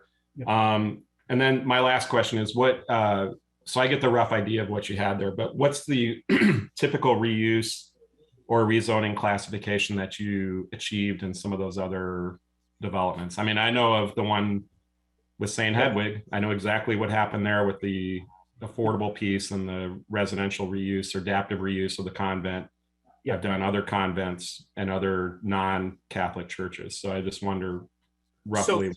So to date, that would be a very typical reuse, right? I mean, frankly, most of what we've done in the city to date has been a few schools and several convents that are being converted to residential, and those would follow. They would have the required affordable component. There have been a few that I think have been small enough that maybe haven't hit that requirement. I don't know exactly, but usually they'll go in for some sort of a zoning. Rarely have we done anything has anyone done anything as of right. I think we've had one maybe, and the rest have required the public hearings and the rezonings and all those types of things and adjustments. Right. Okay.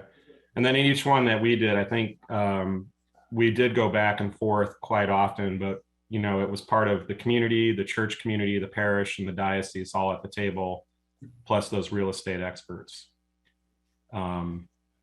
Is that your experience, at least with us or several others? It is. And again, typically, right, we always try to be respectful of the buildings, of the community, and all those things. Ultimately, we're not the developers, right? And so, we try to select the right people to present the right proposal, right? And that involves discussions either directly with us, with the appropriate alderman, with our potential buyer, right? With the alderman and the alderman's office. I mean, all those discussions occur. I mean, that framework is available.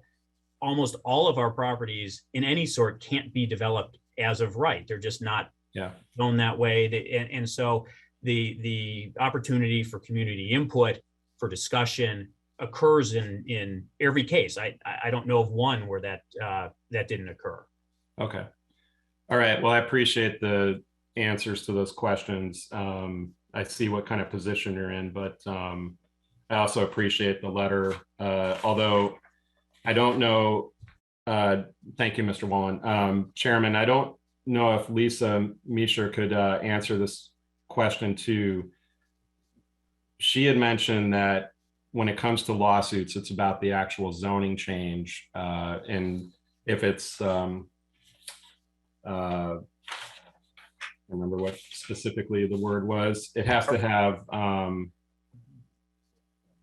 you can't have a significant jump. Courts are deferential to the city with the due process issue. What, Lisa, could you answer on Mr. Wallen's second page of the Archdiocese letter about the arbitrary decision? This is the second to last paragraph. I don't know if you have that in front of you. I'm sorry, I don't have the letter in front of me.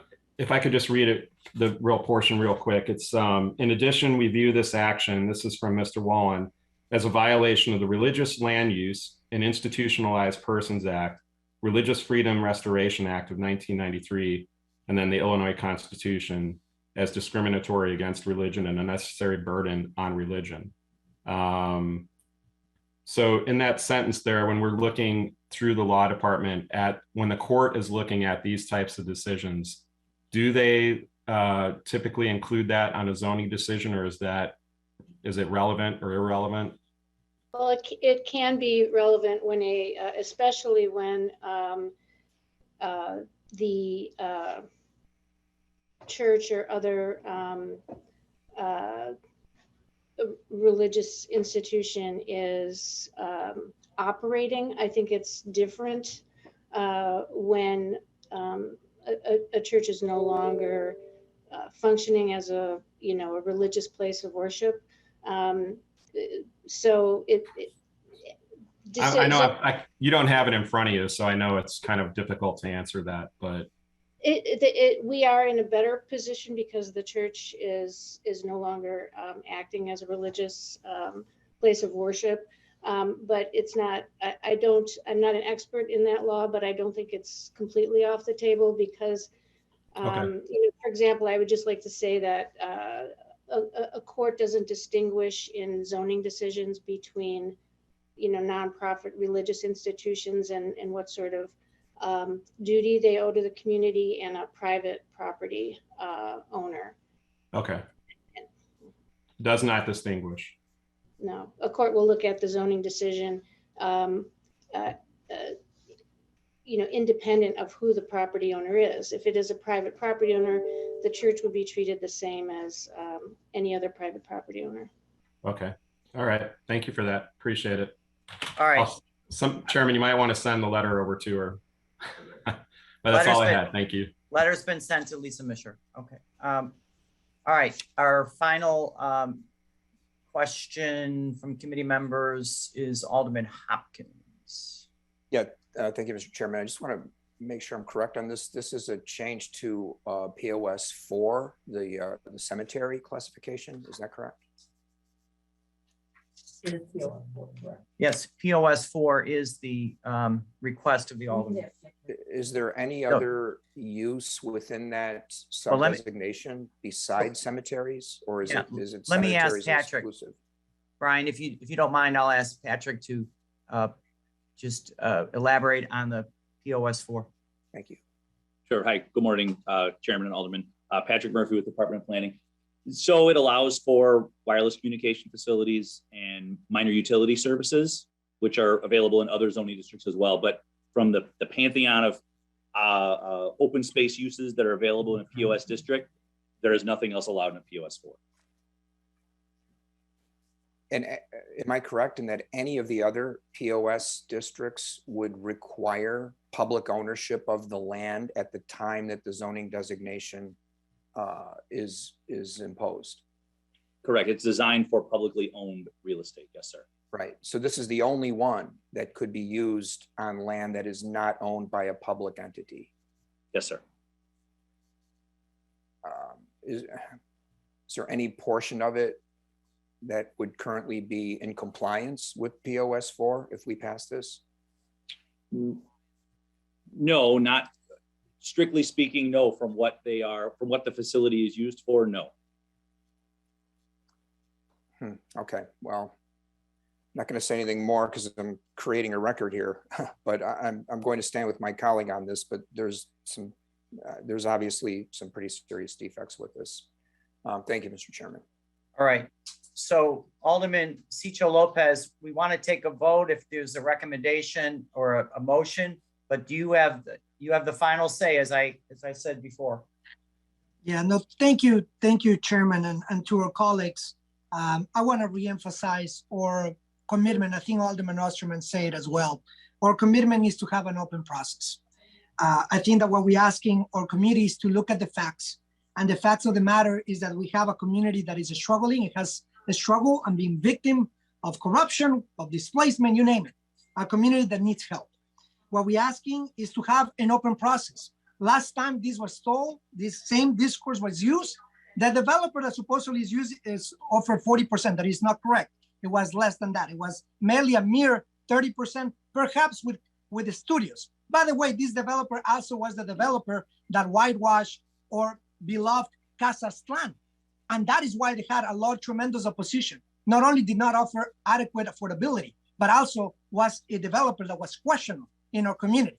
That is why it's important to have open conversations and to do it in the open. We owe it to our parishioners. We owe it to the residents in our community to be part of these conversations.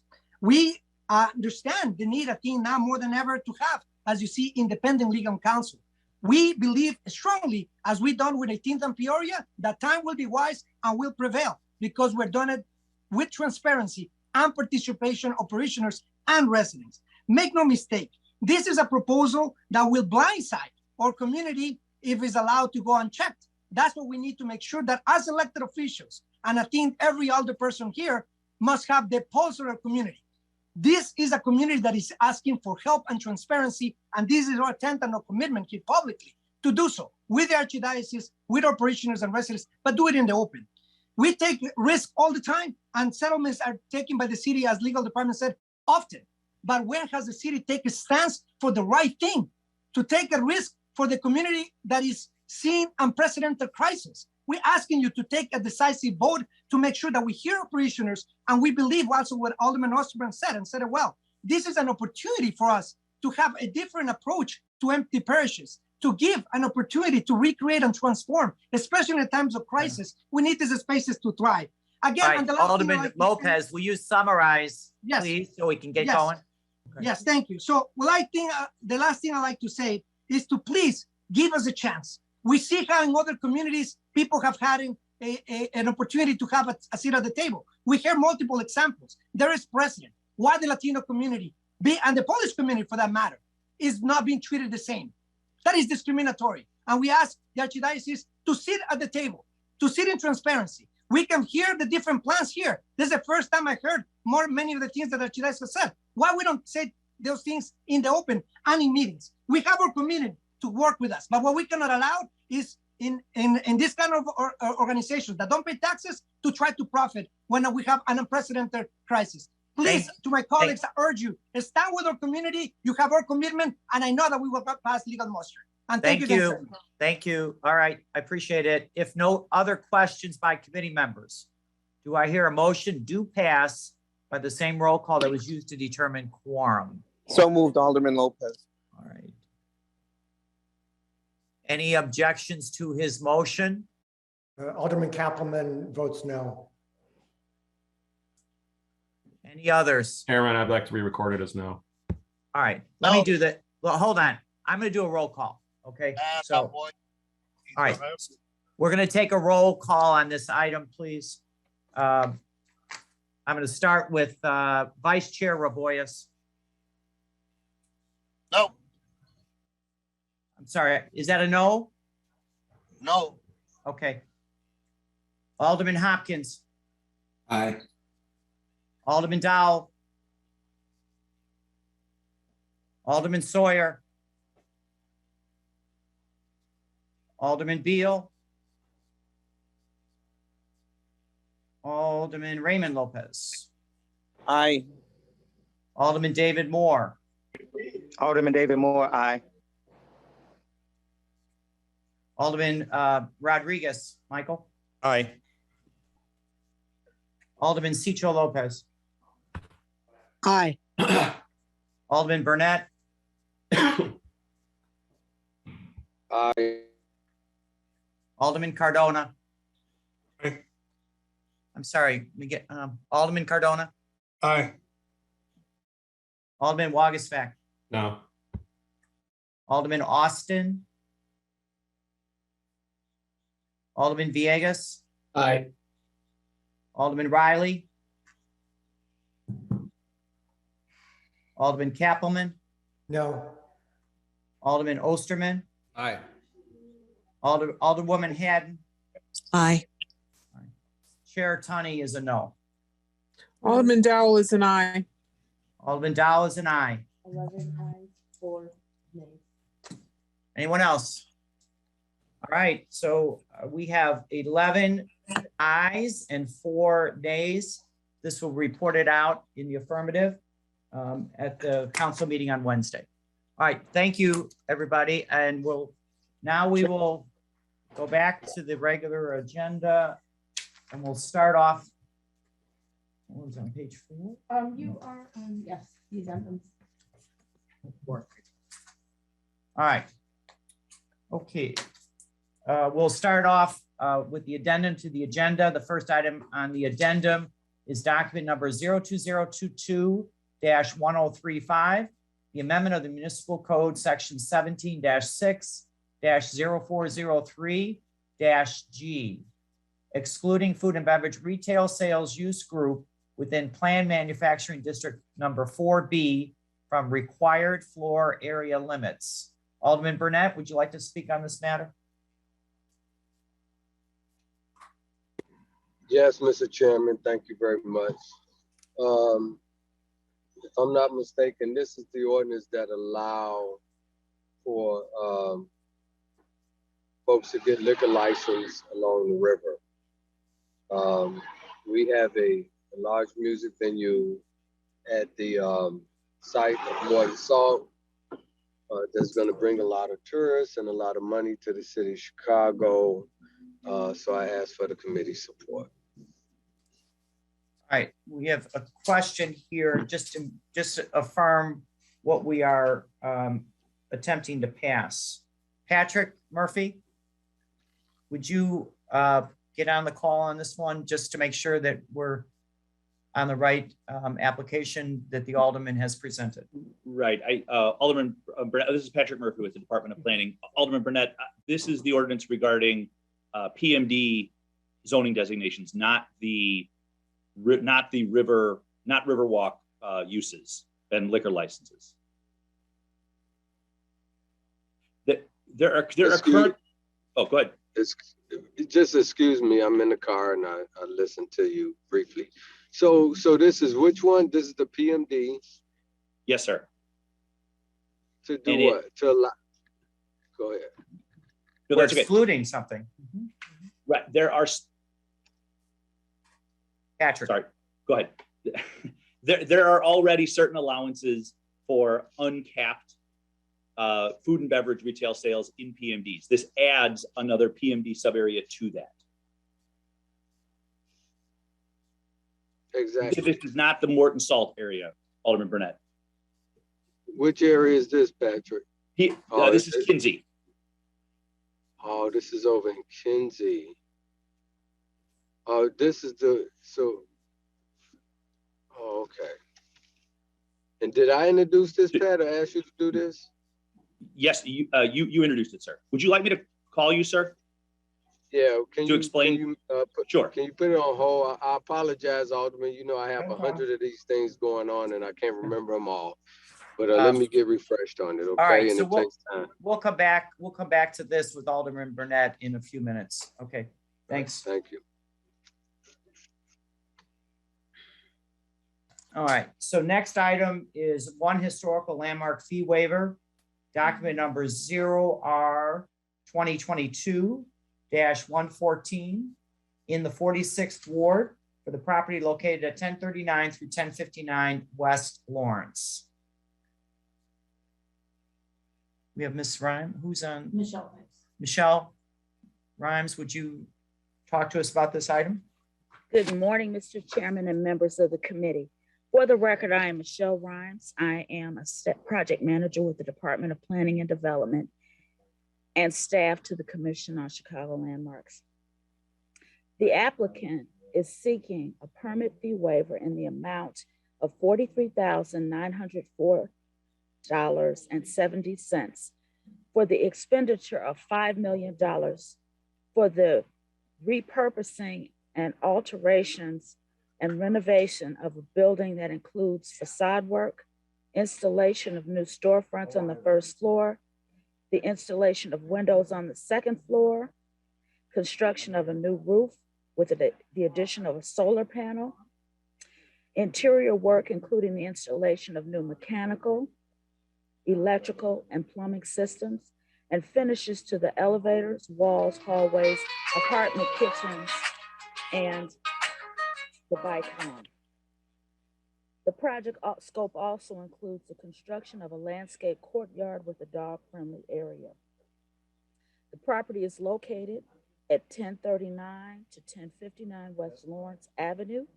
It is a architecturally significant building. It was once known as the Viceroy Hotel, and it is going to be converted into an 80-unit building. All right, thank you, Ms. Rhymes. Alderman Kappelman on the Lawrence landmark fee waiver, please. Yes, this is Alderman James Kappelman. This is a building that in the community, it was hit hard by the life safety ordinance. They were required to do a lot of remodeling that was indicated, and due to all those high costs and the extreme financial hardship, the owner went to over 20 banks, I think 22 banks, to get loans to help get this done. So I ask my colleagues to support this.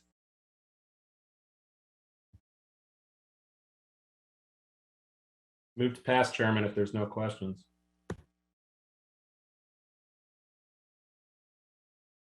All right, Alderman Wagisback makes a motion to move to pass by the same roll call that was used to determine quorum. Any objections to his motion? Hearing none, this item is passed. All right. Thank you, Mr. Chairman. Thank you. And then we'll go back to Alderman Burnett's document, aldermanic introduction of 02022-135, the amendment of Municipal Code Section 17-60403-G, excluding food and beverage retail sales use group within planned manufacturing district number 4B from the required floor area limits. All right, Alderman Burnett.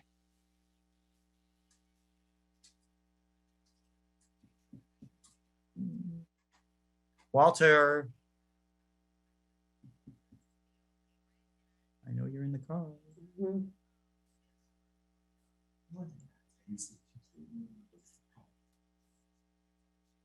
Probably because he hung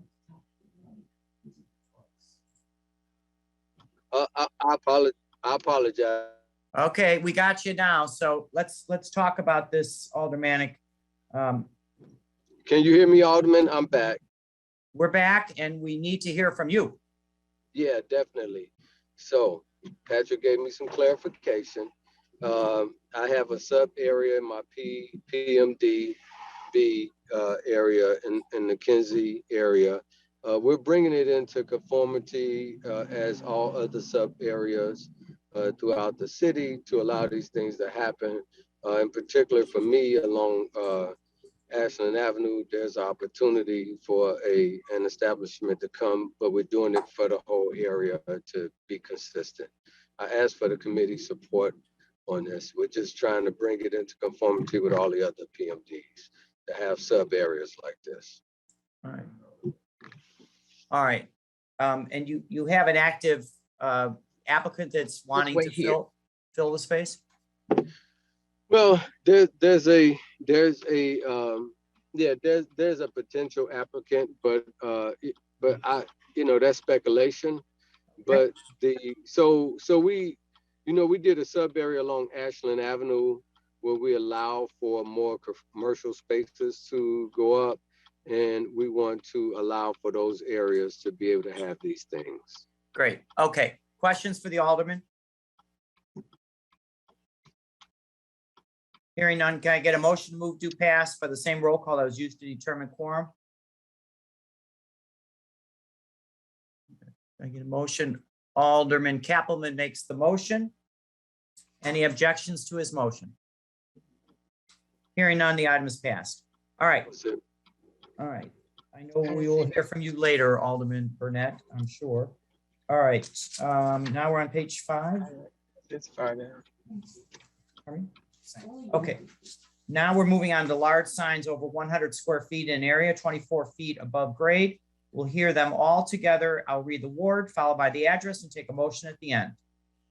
In the first ward, 1 sign located at 2501 Northwestern Avenue, 3 signs in the 11th ward located at 2201 South Halsted Street, 3 signs in the 14th ward located at 5211 South Cicero Avenue, 1 sign in the 24th ward located at 3420 West Roosevelt Road, 2 signs in the 25th ward located at 921 South Jefferson Street, 1 sign in the 32nd ward located at 2785 North Clybourne Avenue, 1 sign in the 41st ward located at 8700 West Bryn Mawr Road, 1 sign also in the 41st ward located at 8501 West Higgins Road. And lastly, 1 sign in the 50th ward located at 3100 West Peterson Avenue. No questions. If no questions by committee members, can I get a motion to move do pass by the same roll call that was used to determine quorum? Alderman Wagasback makes the motion. Any objections to his motion? Hearing none, these orders are passed. We'll now move on to the regular agenda in an effort to minimize technical difficulties and to ensure the committee meeting runs as smoothly as possible. The typical order in which items will be heard has been updated. Throughout the duration of virtual Committee on Zoning meetings, items will be grouped together according to witness attorney and will be heard in that order rather than the ward order. All right. Page 1, I am going to skip over the 44th ward application and then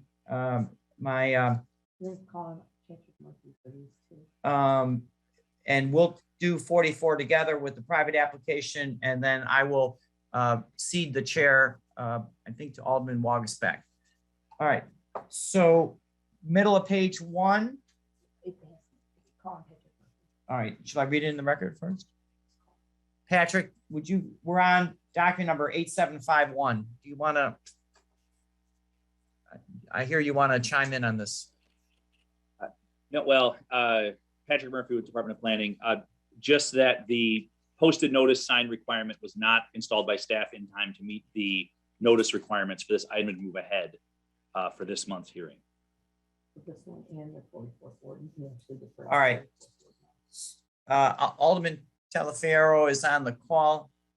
Chris, have you heard the response from our planning department? No, you know what? I just missed it. I apologize. All right, Patrick.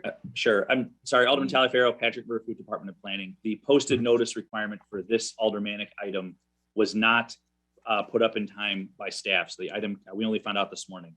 The item cannot go ahead at this month's hearing. Okay, we can, Chairman, we can hold it in committee. That's fine. All right. Thank you, Alderman. I had a little concern as well. It's an M1-2. It's all school property that's going to go to, or just being before this committee to be RT4. And I was wondering why we're not making it just M1-2 instead of residential, but I'm glad it's being held.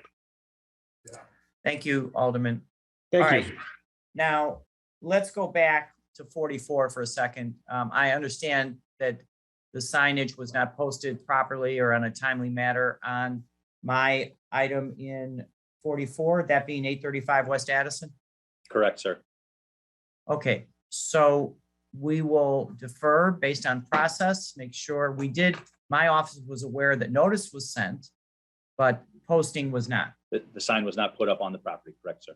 All right, so I gotta get them both, well, we'll do them separately. So we'll start in the 29th ward, document number A8751. The ordinance was referred on April 27th of 2022, common address 5050 through 5064 West Harrison Street. The change request is a M12 Limited Manufacturing Business Park District to RT4 Residential 2 Flat Townhouse and Multi-Unit District. I need a motion to defer this item by the same roll call that was used to determine quorum. So moved, Chairman. Alderman Wagasback. Alderman Wagasback makes the motion. Any objections to the motion? Hearing none, the item is deferred. Now I'm going to go back to page 1, number A8772, 44th Ward. Ordinance was referred on May 2nd of 2022. Common address is 835 West Addison. Change request RM5 Residential Multi-Unit District to B13 Neighborhood Shopping District. And I'll need a motion to defer this item by the same roll call that was used to determine quorum. So moved, Chairman. Alderman Wagasback. Alderman Wagasback makes the motion. Any objections? Hearing none, this item also will be deferred. We have dealt with the item in the 25th Ward. That would be the Adalbert item. So now we're on page 2, and we are now in the 50th Ward. Document number 21006. 50th Ward. Ordinance was referred on April 27th of 2022. Common address is 6524 North Rockwell.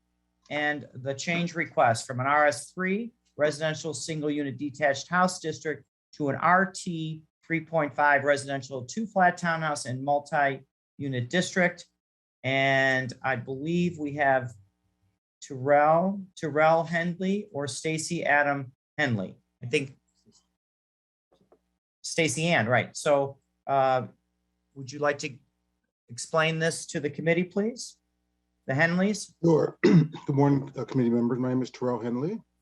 Myself and my wife are the property owners at 6524 North Brockwell Street in the West Rogers Park neighborhood. We're looking, or rather seeking approval to rezone our area from an RS3 to a RT 3.5. And the reason why is we have a pretty sizable basement space that we currently use as part of an extension of our family home. And we want to convert it to an apartment to create a legal 3 flat. Thank you for your testimony. We do have a letter of support from Alderwoman Silverstein. Questions by committee members? If not, can I get a motion to move do pass by the same roll call that was used to determine quorum? Osterman so moves. Alderman Osterman makes the motion. Any objections to his motion? Hearing none, the item is passed. Thank you and good luck to you. Thank you. All right, middle of page 2, document number 21013, T1 in the 48th Ward. Ordinance was referred on April 27th of 2022. Common address 1215 through 1219 West Devon Avenue, and the change request B31 Community Shopping District to B33 Community Shopping District. We have Paul Kolpak on this item in the 48th Ward.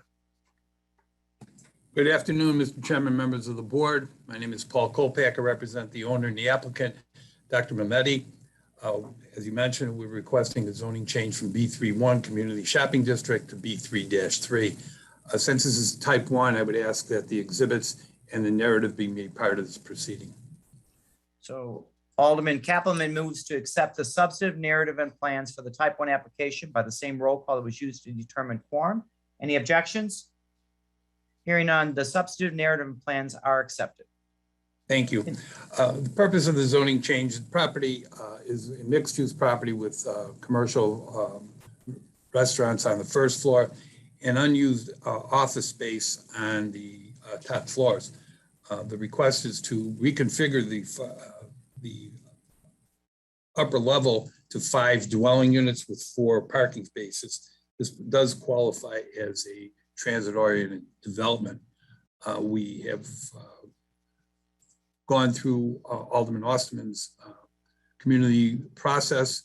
We believe we have community and aldermanic support. There is a letter in your file from the alderman for the same. All right, we do have a letter of support from Alderman Osterman, I believe, and he is on the call.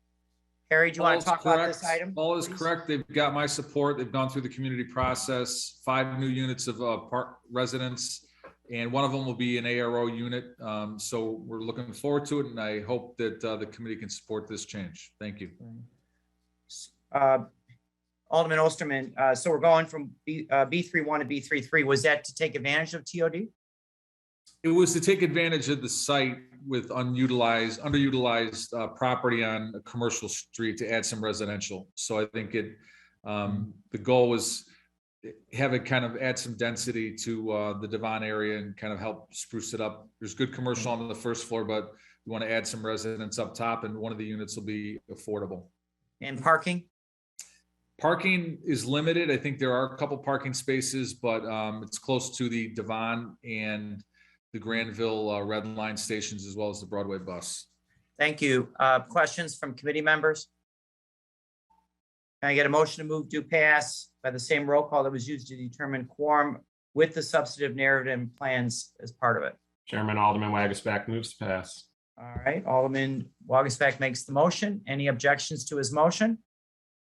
Hearing on this, this item is passed with the substantive narrative and plans. Thank you.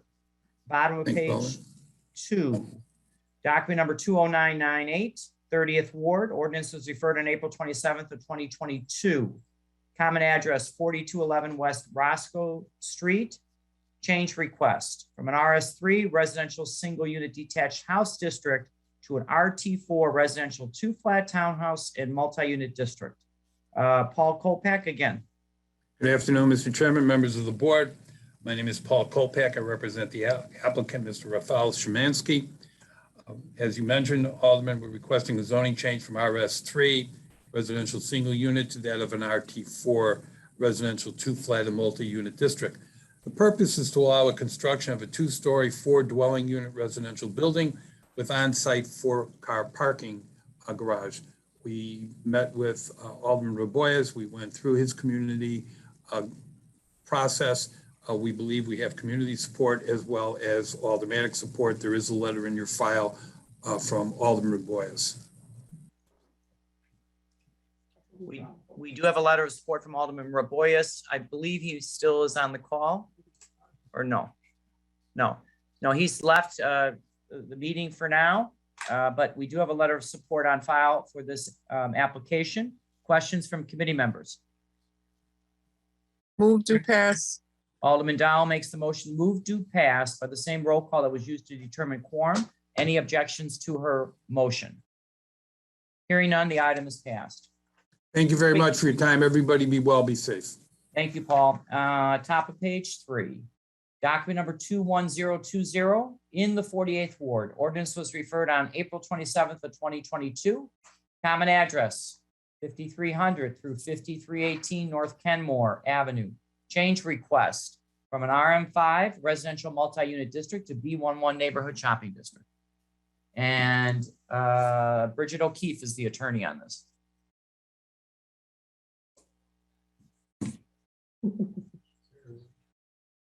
Bridget, I think you're muted. Good afternoon, Mr. Chairman, members of the committee. My name is Bridget O'Keefe. I'm a partner at Daspin and Alment, 300 South Wacker Drive, Chicago, 60606. With your approval, Mr. Chairman, I'd like to introduce you to my colleague, Janet Stengel, who's an attorney with our firm who will be handling this matter today. All right, let's carry on. All right. Janet, why don't you proceed? I think we're promoting her, so it might be a second.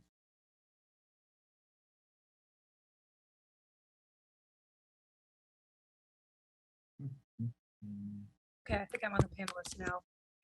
Good morning, Mr. Chairman, and good morning, everybody. I am Janet Stengel. I'm also an attorney at Daspin and Alment, located at the same address that Bridget provided. Also with us is Kate Pyatt Eckert, our executive director of our client, Steep Theater, and Peter Moore, artistic director of our client, Steep Theater, and Monica Chata, who is the architect and a principal at Civics Projects Architecture. Our client, Steep Theater Company, seeks approval of a rezoning application for a change in zoning for the property located at 5300-5318 North Kenmore Avenue for a change in zoning from an RM5 residential multi-unit district to a B11 neighborhood shopping district. The property is located at the northwest corner of Berwyn and Kenmore. Excuse me. Steep Theater Company has been located in Edgewater since 2008. And when the property developer bought their former location, which was also on Berwyn Avenue, almost 2 blocks away, closer to Broadway Street, Steep Theater began looking for a new home. They were thrilled to find a location also in Edgewater at the property that we are presenting today. The purpose of this rezoning, therefore, is to allow development of a small entertainment venue for Steep at that location.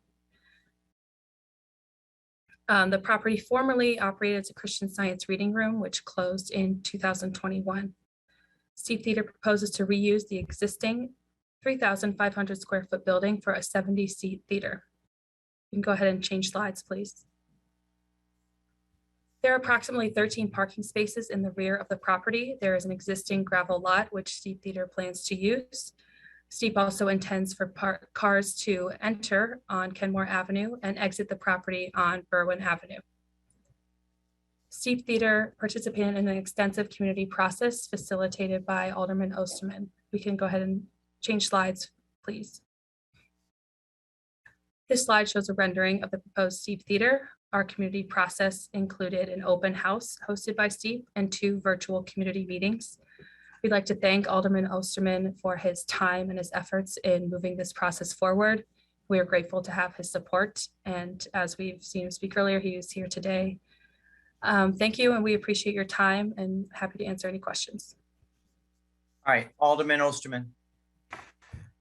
Yes, just really want to say that this is a win-win for our community. Steep Theater has been an amazing theater company in our neighborhood. I want to thank Kate and Peter from Steep. Their building was sold. They looked all over the place and they found a new home half a block from their original site. And to my colleagues, this is a former Christian Science reading room building that would have been a tall redevelopment. Instead, it's going to be an amazing community theater in our neighborhood. It's a great example of an adaptive reuse. So would ask the committee's support of this zoning change. Thank you, Alderman. Did I see in one of the slides an addition that's going to be part of this, or is that already in the proposed future addition? Yes, there is a possibility of a proposed future addition. Our client will work within the B11 neighborhood shopping district standards for this. It is something that they are discussing for the future. Great. All right. Questions, comments by my colleagues? Motion to pass, Chairman, if there's no questions. All right. Alderman Waguespack makes the motion, move do pass by the same roll call that was used to determine quorum. Any objections to his motion? Hearing none, the item is passed. Thank you. Congratulations. I'm envious of retaining and expanding theater in your ward. All right. Thank you. Thank you, Mr. Chairman. Yep. All right. Middle of page 3. All right. I'm in document number 21000, 47th Ward. Ordinance was referred April 27th of 2022. The address on this one is 4333 Northwestern.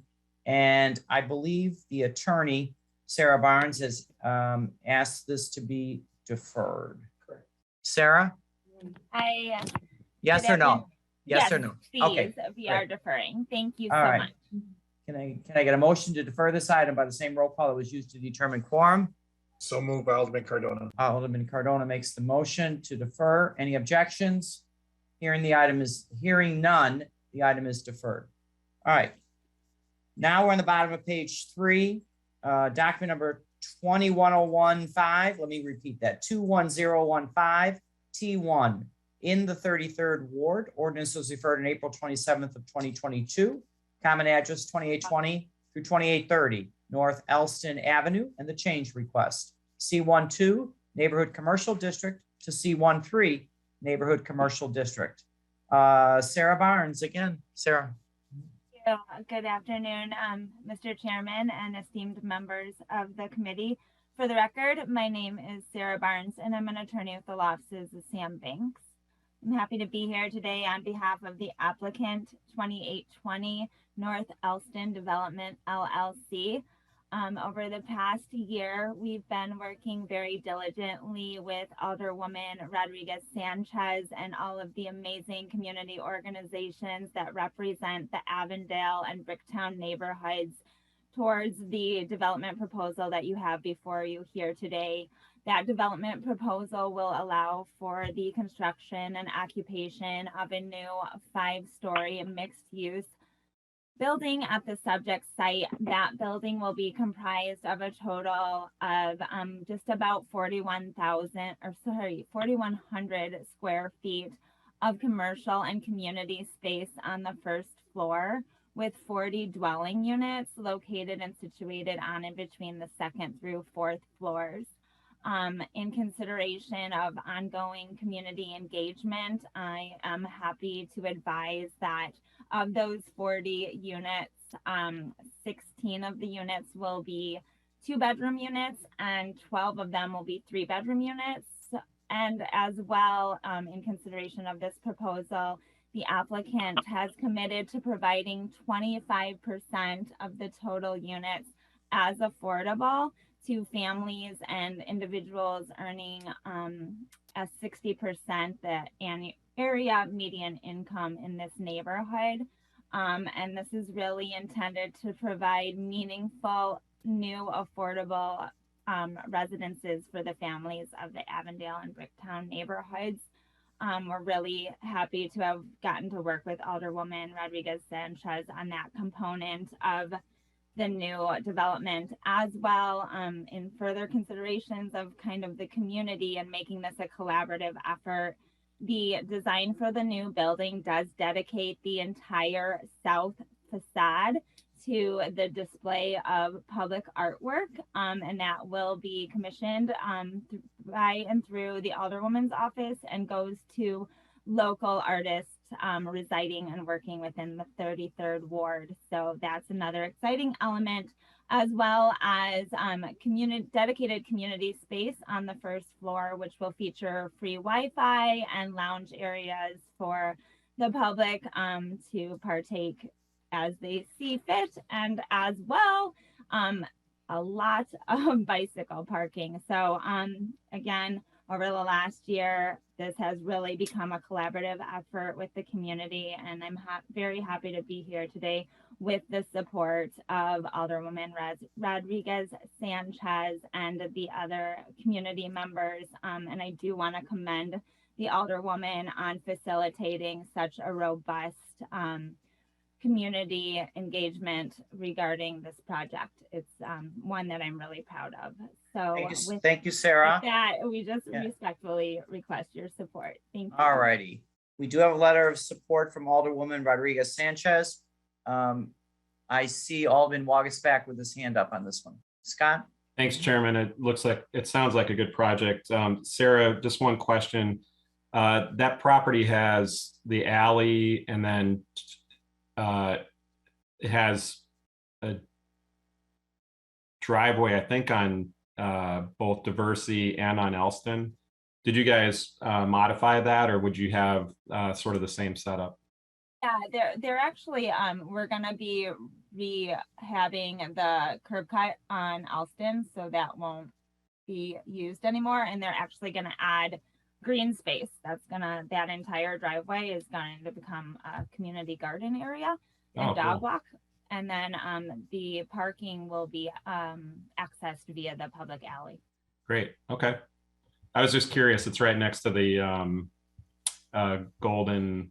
Yeah, the restaurant. Oh, yeah. Yeah, okay. Exactly. Yeah, we worked with them on the parking plan. Great. Okay. Thank you, Chairman. That's all I had. Thank you, sir. All right. Thank you, Alderman. And other questions? As I said, we do have a letter of support from Alderwoman Rodriguez Sanchez. Can I get a motion to move do pass by the same roll call that was used to determine quorum? Move to pass, Chairman. Alderman Wagasback makes the motion. Any objections to his motion? Hearing none, this item is passed. All right. Top of page 4, document number 20922 T1 in the 47th Ward. Ordinance was referred on January 26th of 2022. Common address is 1647 through 49 West Irving Park Road. The change request, B11 Neighborhood Shopping District to B23 Neighborhood Mixed Use District. Again, Sarah, on this item in the 47th Ward. And for the last time today, for the record, Mr. Chairman and members of the committee, my name is Sarah Barnes and I'm an attorney with the law offices of Sam Banks. Happy to be here today on behalf of the applicant Irving Flats LLC. Before I continue, Mr. Chairman, I would like to also note for the record that prior to these proceedings, I did tender a copy of a substitute narrative and substitute plans. So I would, to the Department of Planning and Development, in further consideration of this application, I would ask therefore that those documents, those substitutes, please be adopted into the record here today. All right. Alderman Cardona moves to accept the substantive narrative and plans for the type 1 application by the same roll call that was used to determine quorum. Any objections? Hearing none, the substantive narrative and plans are in front of us and accepted. This proposal, which the subject property is located on a segment of Irving Park Road that is predominantly residential in nature and use.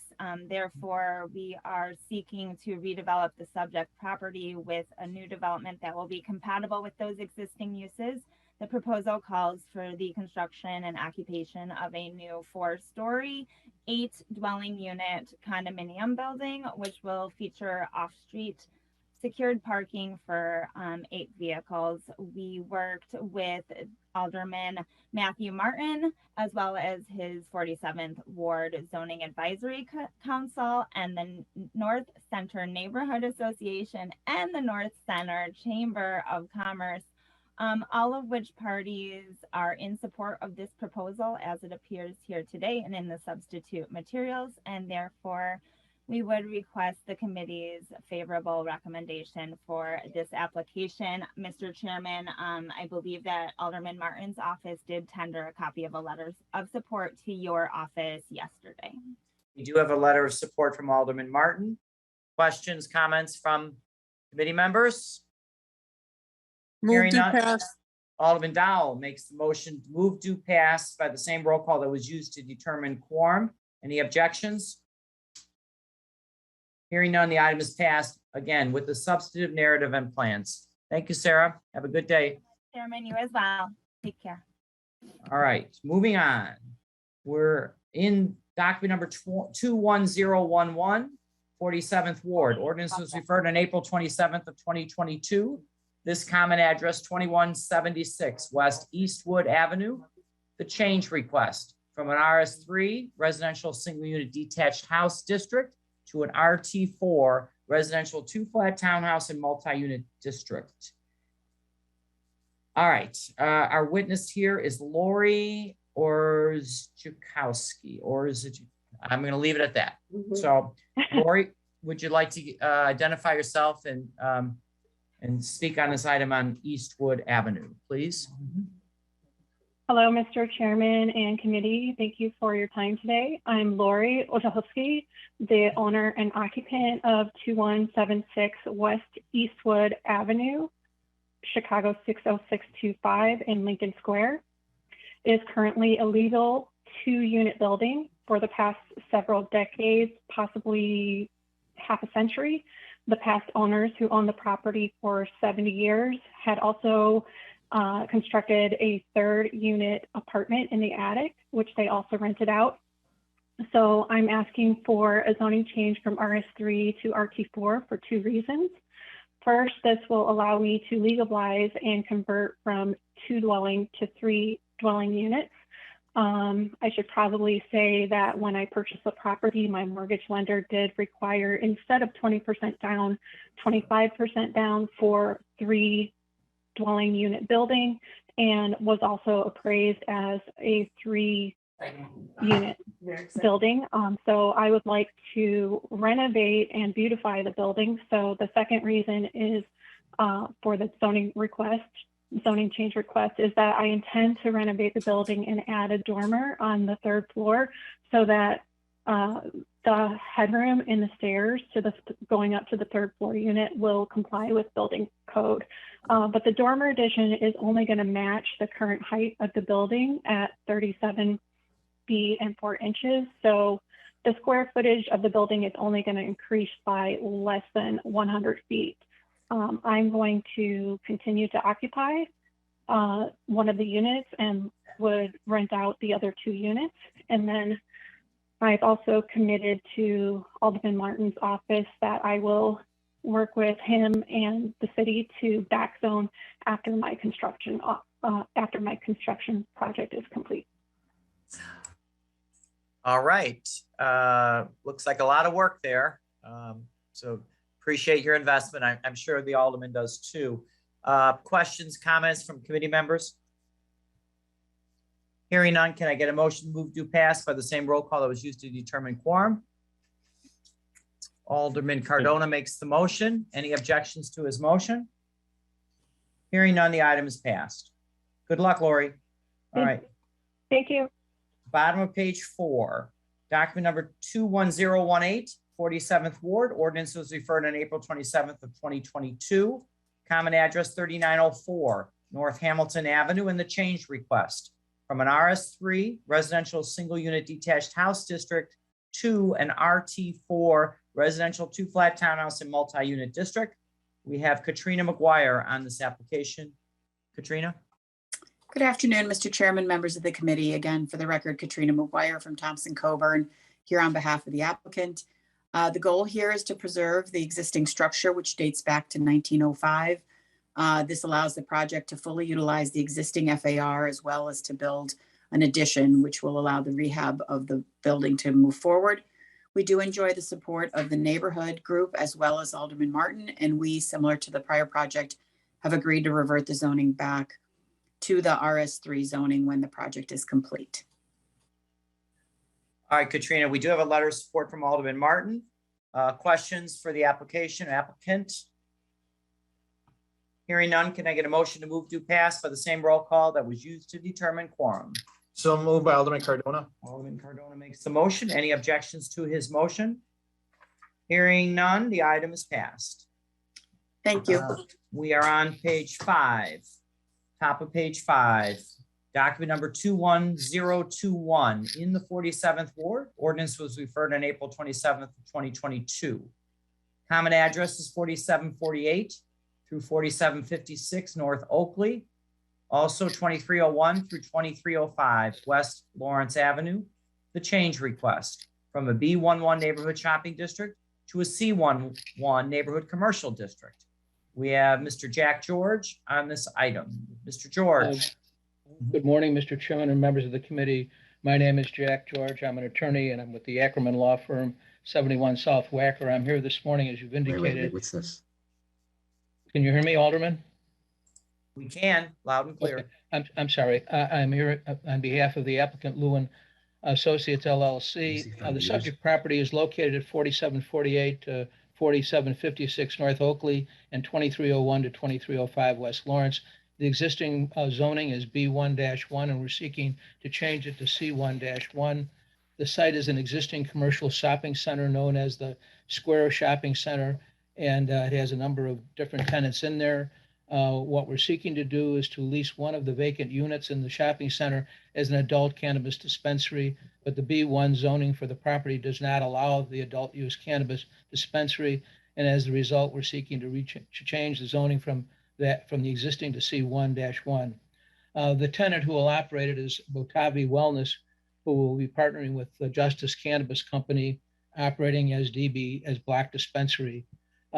As you know, Mr. Chairman, and all of the other aldermen on this phone know, this is something that has to then be required to be processed as a special use. And that is something that we will be doing. But in order to do that, I first have to be able to change the zoning so that I comply with the zoning requirements. In this particular case, Mr. Chairman and members of the committee, I have met with Alderman Martin on this. We've had multiple meetings with the Alderman's office. We've had meetings with the 47th Ward Advisory Committee. We've met with the Lincoln Square Neighbors Committee, the Lincoln Square Ravenswood Committee of Commerce. There was a general community meeting that I attended about 3 weeks ago. I've had 3 meetings with the 19th District Police Department to discuss plans, and they all are now supporting this project. And so all of these meetings have resulted in Alderman Martin giving me a letter of support for the project, which I think you probably have. I have a copy, but hopefully a copy has been given to you. And so based on that, we're asking for the property to be rezoned, and we would ask for your favorable support of this application, and we thank you for your time. We do have a letter of support from Alderman Martin, and I am sure there was a very detailed community process on this one, so. There was, Mr. Chairman. Yeah. All righty, questions for the applicants? Hearing none, can I get a motion to move to pass by the same roll call that was used to determine quorum? Do pass, Alderman Cardona. Alderman Cardona makes the motion. Any objections to his motion? Hearing none, this item is passed. All right, middle of page 5, document number 21004, 33rd Ward. Ordinance was referred on April 27th of 2022. Unit to commercial. Felix, you want to mute yourself, Felix? Okay. This common address, 3614 North Kedzie Avenue. Change request from an RS3 residential single unit detached house district to C11 neighborhood commercial district. Mr. Jack George. Well, thank you, Mr. Chairman and members of the committee. This is Jack George on behalf of the applicant in this matter. The applicant is a subsidiary of the Tennis Corporation of America, DBA Midtown Tennis Club. Midtown's corporate offices are located directly across the street from the subject property. An applicant has owned this property for many years and actually acquired it to clean up the property which had formerly been used for some illegal activity. Midtown uses this parking lot as a parking lot to service its corporate offices. We just received a notice from the city that the property was not property zoned, and so we immediately filed this application so that the property would be in compliance with the city regulations. We've discussed this with Alderman Rodrigo Sanchez, who fully supports the change, and I would ask Mr. Chairman for a vote in favor of this particular application, and thank you for your time. All right, Mr. George, my staff tells me, would you resend that letter of support from Alderwoman Rodriguez Sanchez, please? Sure, I'll be glad to. I'll do it as soon as I finish up. All right. Other question, I'm a little familiar with this intersection. How long has the corporate tennis people owned this? I think they've owned it for about 10 years, Mr. Chairman. And when we got the notice, just recently, we got the notice. Alan, the president of the company, called me up and said to me, do what you have to do, Jack, to make sure we're in compliance. And so that's what we've done. We filed this application to bring it into compliance under the proper zoning. And will this obviously adhere to the landscape ordinance on this? Absolutely. Okay. Yeah. All right. Questions, comments from committee members? Hearing none, can I get Alderman Wagasback makes the motion, move to pass by the same roll call that was used to determine quorum. Any objections? Hearing none, this item is passed. All right. Bottom of page 5, document number 21024 T1, 46th Ward. Ordinance was referred on April 27th of 2022. The common address, 854 West Castlewood Terrace.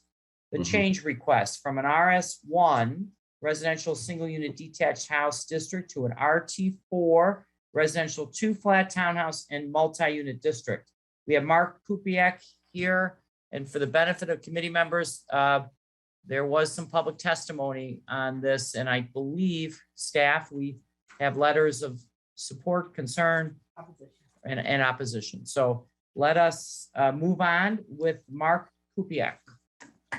Thank you, Mr. Chairman.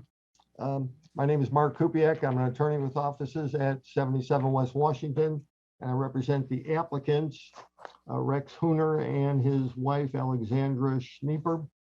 And I believe we've got them on the call. Can we double check to see if they've been promoted to panelists? Okay. Looks like yeah, they're good. Okay. Anyway, a little preliminary. Rex and Alexandra bought a vacant old house at this address, a vacant old house in need of repair. It was an old house, I think built in 1898 with a 3-story rear addition. The plan is for them to spend a lot of money to restore and rehab this old house. And after it's done, to move in there with their family. When they bought the house, interesting enough, there was an article in Cranes about their purchase. And the headline of that article was Fannie Mae Founders House Saved from Demolition. And the article went on to say that to fend off developers, the buyers paid $15,000 over the asking price for the home that belonged to the woman who was one of the founders of Fannie Mae Candies. And they did this to save it from developers. The Crane article actually went on to quote Ward Miller, who said in the article that this house could have been easily threatened with demolition, if not for a special buyer that's committed to the preservation of the home for their family, said Ward Miller, Executive Director of Preservation Chicago. So that's a little bit of the history. And we're here really because they want to rehab and restore this building. After their purchase, they hired an architect who drew plans and applied for a permit.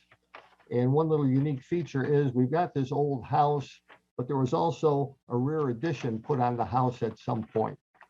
And the rear addition has 3 parking spaces at grade, and it's got 2 floors So of living Mark, space. I don't mean, Mark, I need to interrupt you for a second. But do we have, this is a type 1 application. Do we have a change for the substantive narrative plan? Thank you.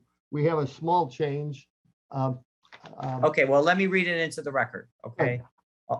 Alderman Cardona moves to accept the substantive narrative plans for the type 1 application by the same roll call that was used to determine quorum. Any objections to that?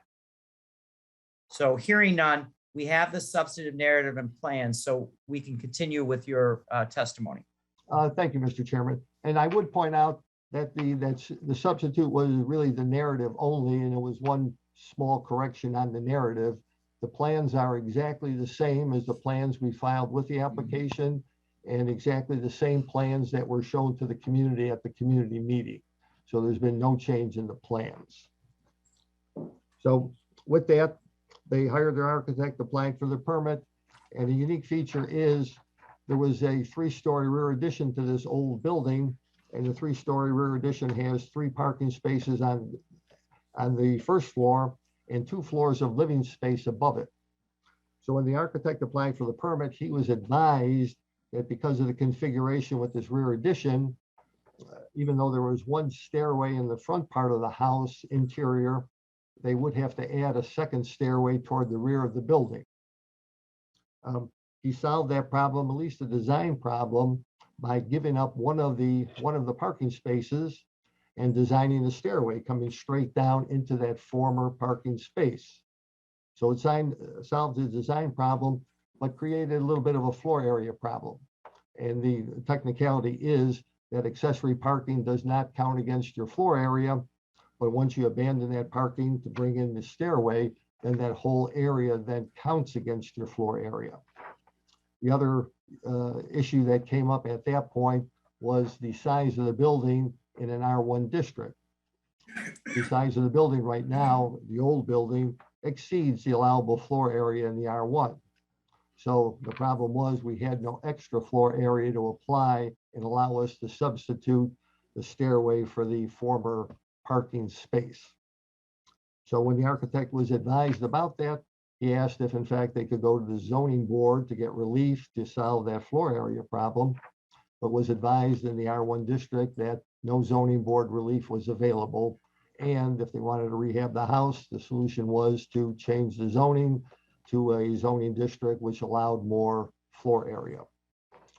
So with that, they went to Alderman Kappelman to explain their problem, request a zoning change to an R4. The R4 with the 1.2 FAR would give them the floor area needed. The alderman asked them to appear at a community meeting before the Castlewood Terrace Association, had a lengthy community meeting with the architect and explained the technicality of the need for the stairway, which by the way is required by the current building code, fire code. So they have to put the stairway in, and the R4 was the solution. And again, asking for the R4, not for any change in density, because the application as filed, as you noted, is filed as a type 1, and it's filed to repair and rehab a single family home, and states that after the project is complete, the use of the property will be single family home. So after the community meeting, at some point, we filed the application, filed it as the mandatory type 1. And in addition, and obviously the type 1 restricts the development, but in addition, the neighbors suggested that they like the R1 zoning, and after the project is complete, they'd like to see it returned, down zoned and restored to the R1 zoning. And Rex and his wife Alexandra told the community and have told the aldermen that after the work is complete and they pass whatever necessary inspections the city imposes for occupancy, they will file an application to downzone the property and restore it to the R1. All right. Anything else, Mark, before we hear from the alderman? I know we have, I think, the homeowner on too. Yes. Would the homeowner like to say something that was not stated by the attorney?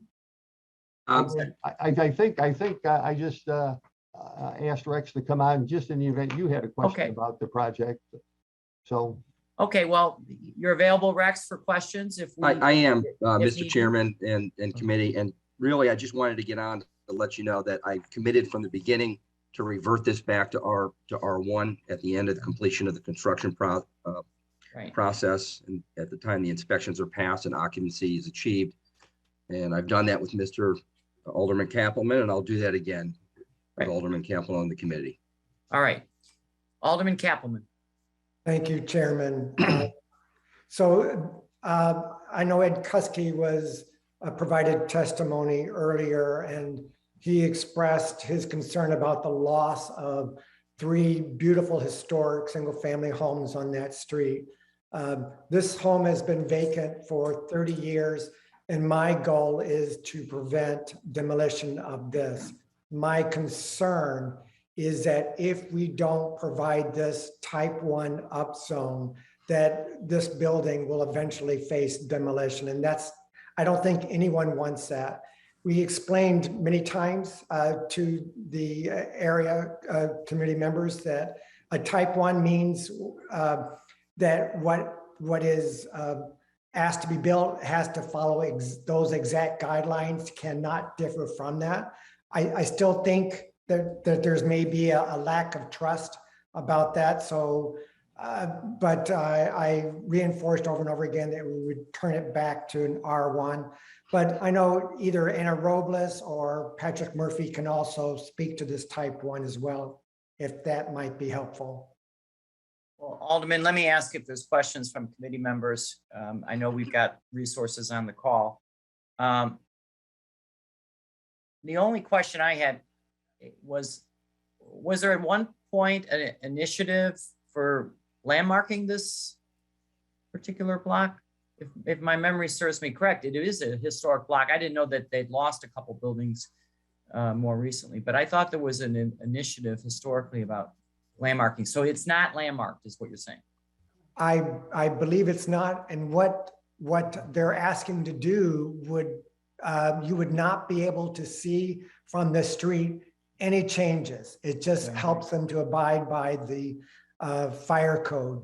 I think they do have to put a side door on for, again, safety reasons. It's not landmarked. It's not landmarked. I just wanted to make sure. Obviously, we're doing preservation work, and the private, the covenant is between the parties, and not the city is not party to it. It looks like a real handsome. It is a handsome building, and it will be, as you say, vacant for 30 years. That's kind of hard to imagine in that area on Castlewood. Obviously you're in support of this and a commitment to the community upon occupancy and permits issued or permits work done. We're gonna go back to this committee to the R1 zoning, correct? Yes. Is that correct, Mr. Huner? At the end of construction and at the time we pass inspection, yes, I fully committed to apply for that R1 and revert it back. Okay, so for the record, you're on the record, everybody. And so with that, other questions, comments from committee members? Hearing none, can I get a motion to move do pass by the same roll call to determine quorum, obviously with the substantive narrative and plans? Move to pass, Chairman, with that substantive narrative. Alderman Wagisfack makes the motion. Any objections to the motion? Hearing none, the item is passed with the substantive narrative and plans. Good luck to you. It's a great. Thank you, Mr. Chairman. Thank you, committee. It's a great street. It's an amazing street. So, all right. Thank you, the Alderman also, Alderman Kaplan. Thank you. Sure, absolutely. Okay. Now we're on to page 6, top of page 6. Document number 21026, 18th Ward. Ordinance was referred on April 27th of 2022. Common address 3712 through 3722 West 79th Street. The change request from B11 Neighborhood Shopping District to C11 Neighborhood Commercial District. Mark Kupiec again. Yes, Alderman, thank you. Mark Kupiec, I'm an attorney with offices at 77 West Washington, and I represent the applicant of the subject property, 3712-22 West 79th Street. The property is currently improved with a one-story commercial building and a parking lot. But the property is presently vacant, and I'm told been vacant for at least a year. The applicant desires to rezone the property so that he can redevelop it and establish it with half the building used as a barber shop and half the building used as a banquet hall. So using the existing building with the existing parking lot. The applicant himself has been in touch with Alderman Derek Curtis to explain the project, to explain how long the building's been vacant.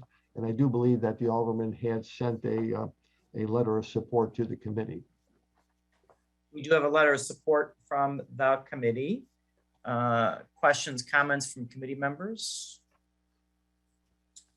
Before we ask for a motion, I'm a little familiar with this area. What was do you know the use of the historic banquet hall?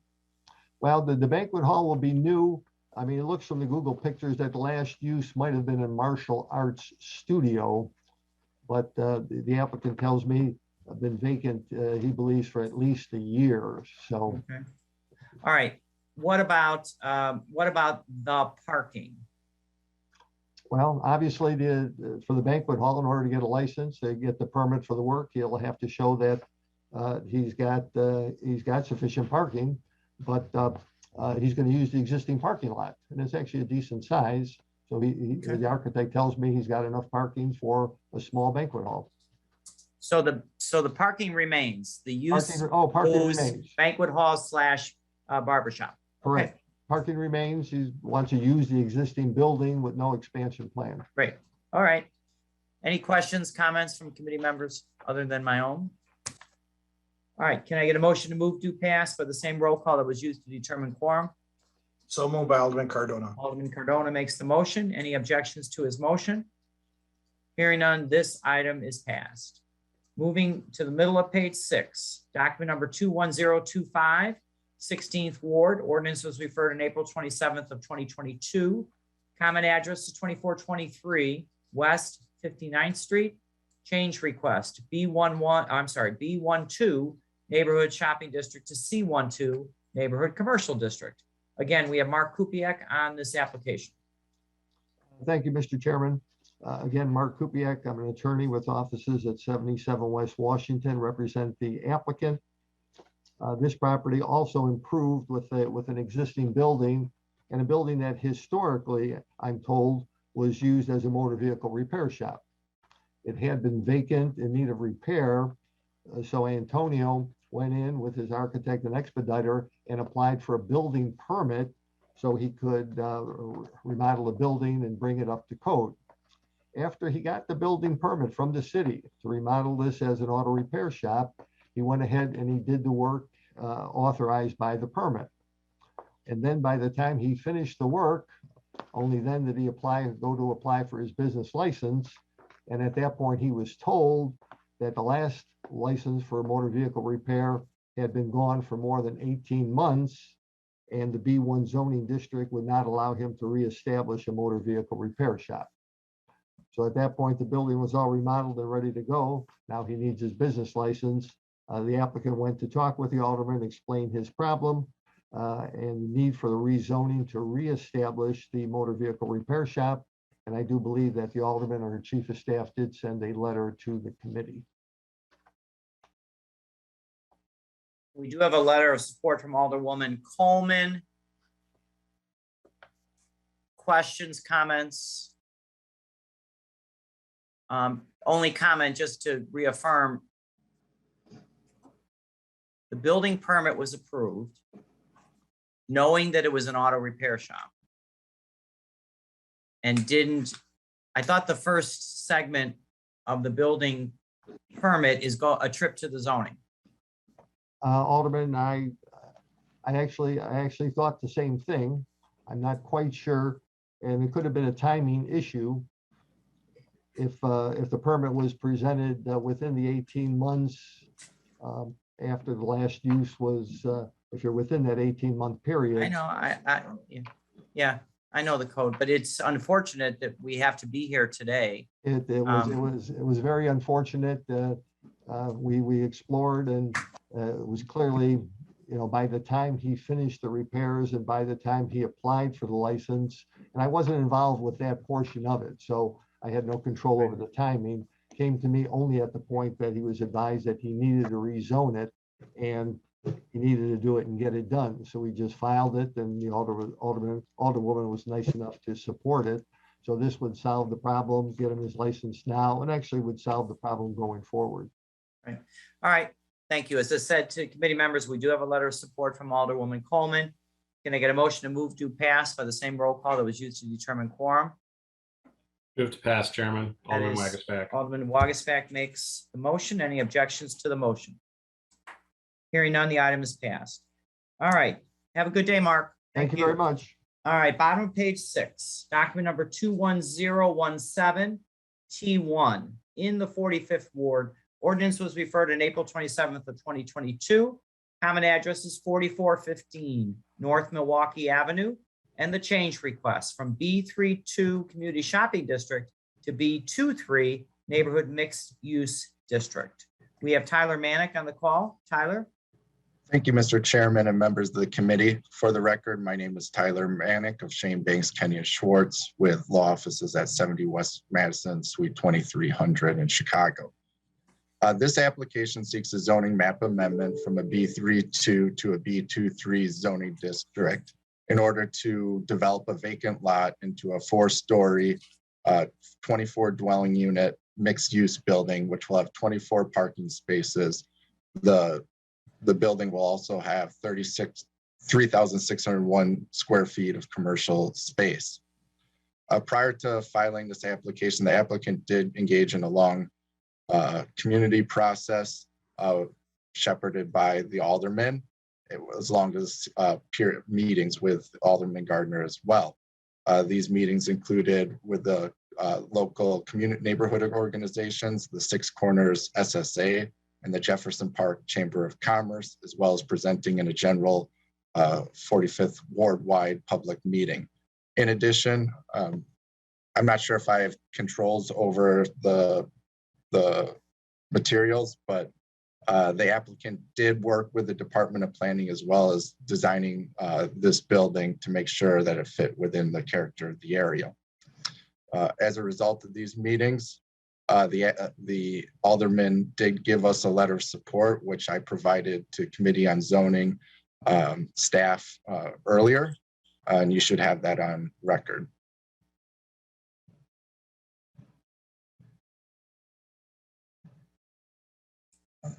We have it. Thank you, Tyler. With that, I respectfully request this committee's favorable recommendation for passage of the proposed zoning map amendment of 4415 North Milwaukee from a B32 to a B23 zoning district, and I'd be happy to answer any questions. We do have a letter of support from Alderman Gardner.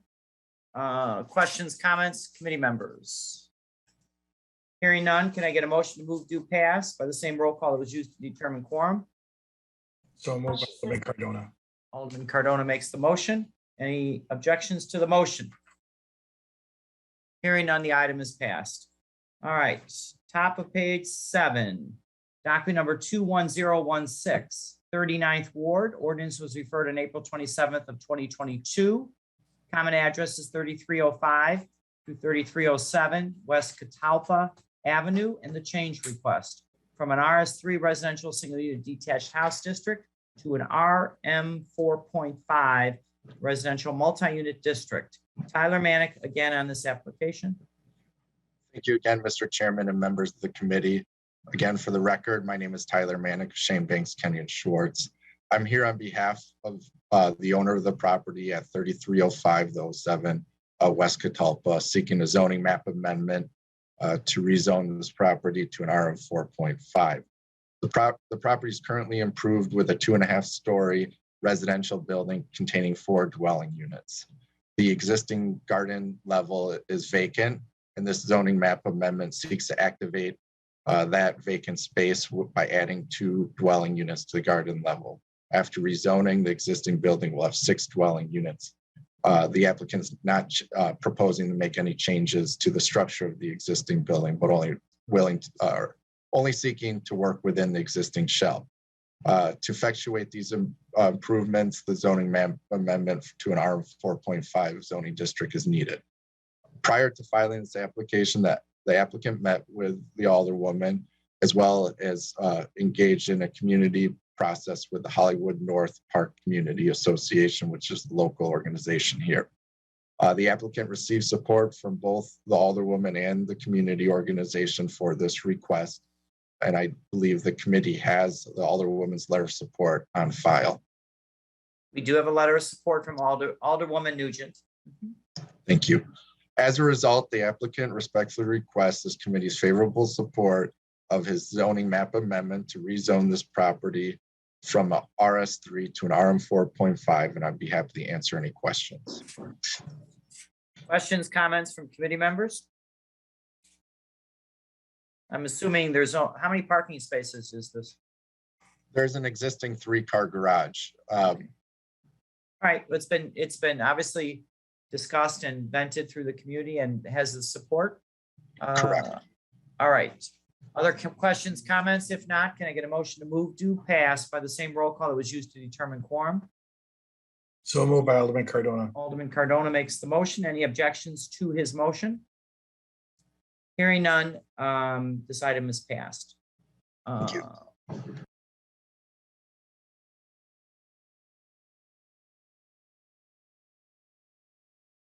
All right. Middle of page 7, I'm going to hold my item until the end, or near the end.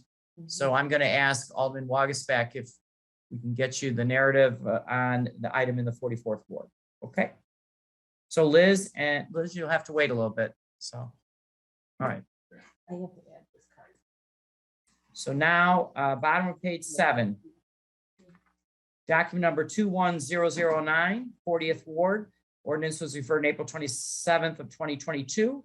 Common address 6318 through 6320 North Clark Street, and the change request from a B32 community shopping district to a C12 neighborhood commercial district.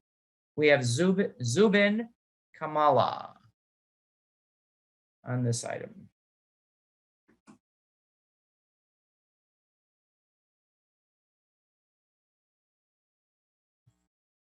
Zubin, are you ready to testify? Sorry, Alderman, I had a little glitch on my computer there. I apologize for that. Okay. Good afternoon, Chairman Tunney and members of the Zoning Committee. My name is Zubin Kamula. I'm counsel for the applicant WG Tavern. I'm an attorney at Seal Moses here in the city of Chicago. WG Tavern is seeking a zoning change from a B32 community shopping district to a C12 neighborhood commercial district. The subject property is an existing 2-story mixed residential commercial building. The applicant's space is located on the 1st floor. The zoning change is requested in order to allow for a tavern use.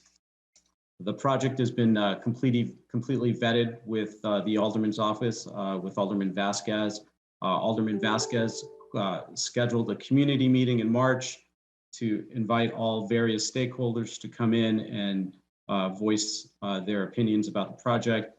We've received overwhelming support, not aware of any objections. The Alderman has sent in a letter of support to the community, and I'm happy to answer any questions that the members of the committee may have. Thank you, Zubin. Questions, comments from committee members? We do have a letter of support from Alderman Vasquez. Hearing none, can I get a motion to move to pass by the same roll call that was used to determine quorum? So move. Villegas. Alderman Cardona makes the motion. Any objections to the motion? Hearing none, the item is passed. All right, top of page 8, document number 21005, 33rd Ward. Ordinance was referred on April 27th of 2022. Common address is 3318 North Troy Street.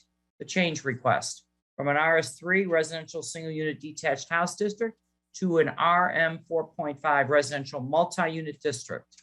Let's see, we have Mr. Tom Moore.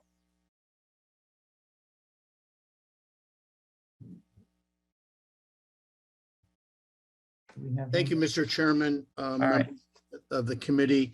My name is Tom Moore for the record. This is the property owner here of an existing 3-flat is a Catholic school, grammar school teacher and his 78-year-old mom.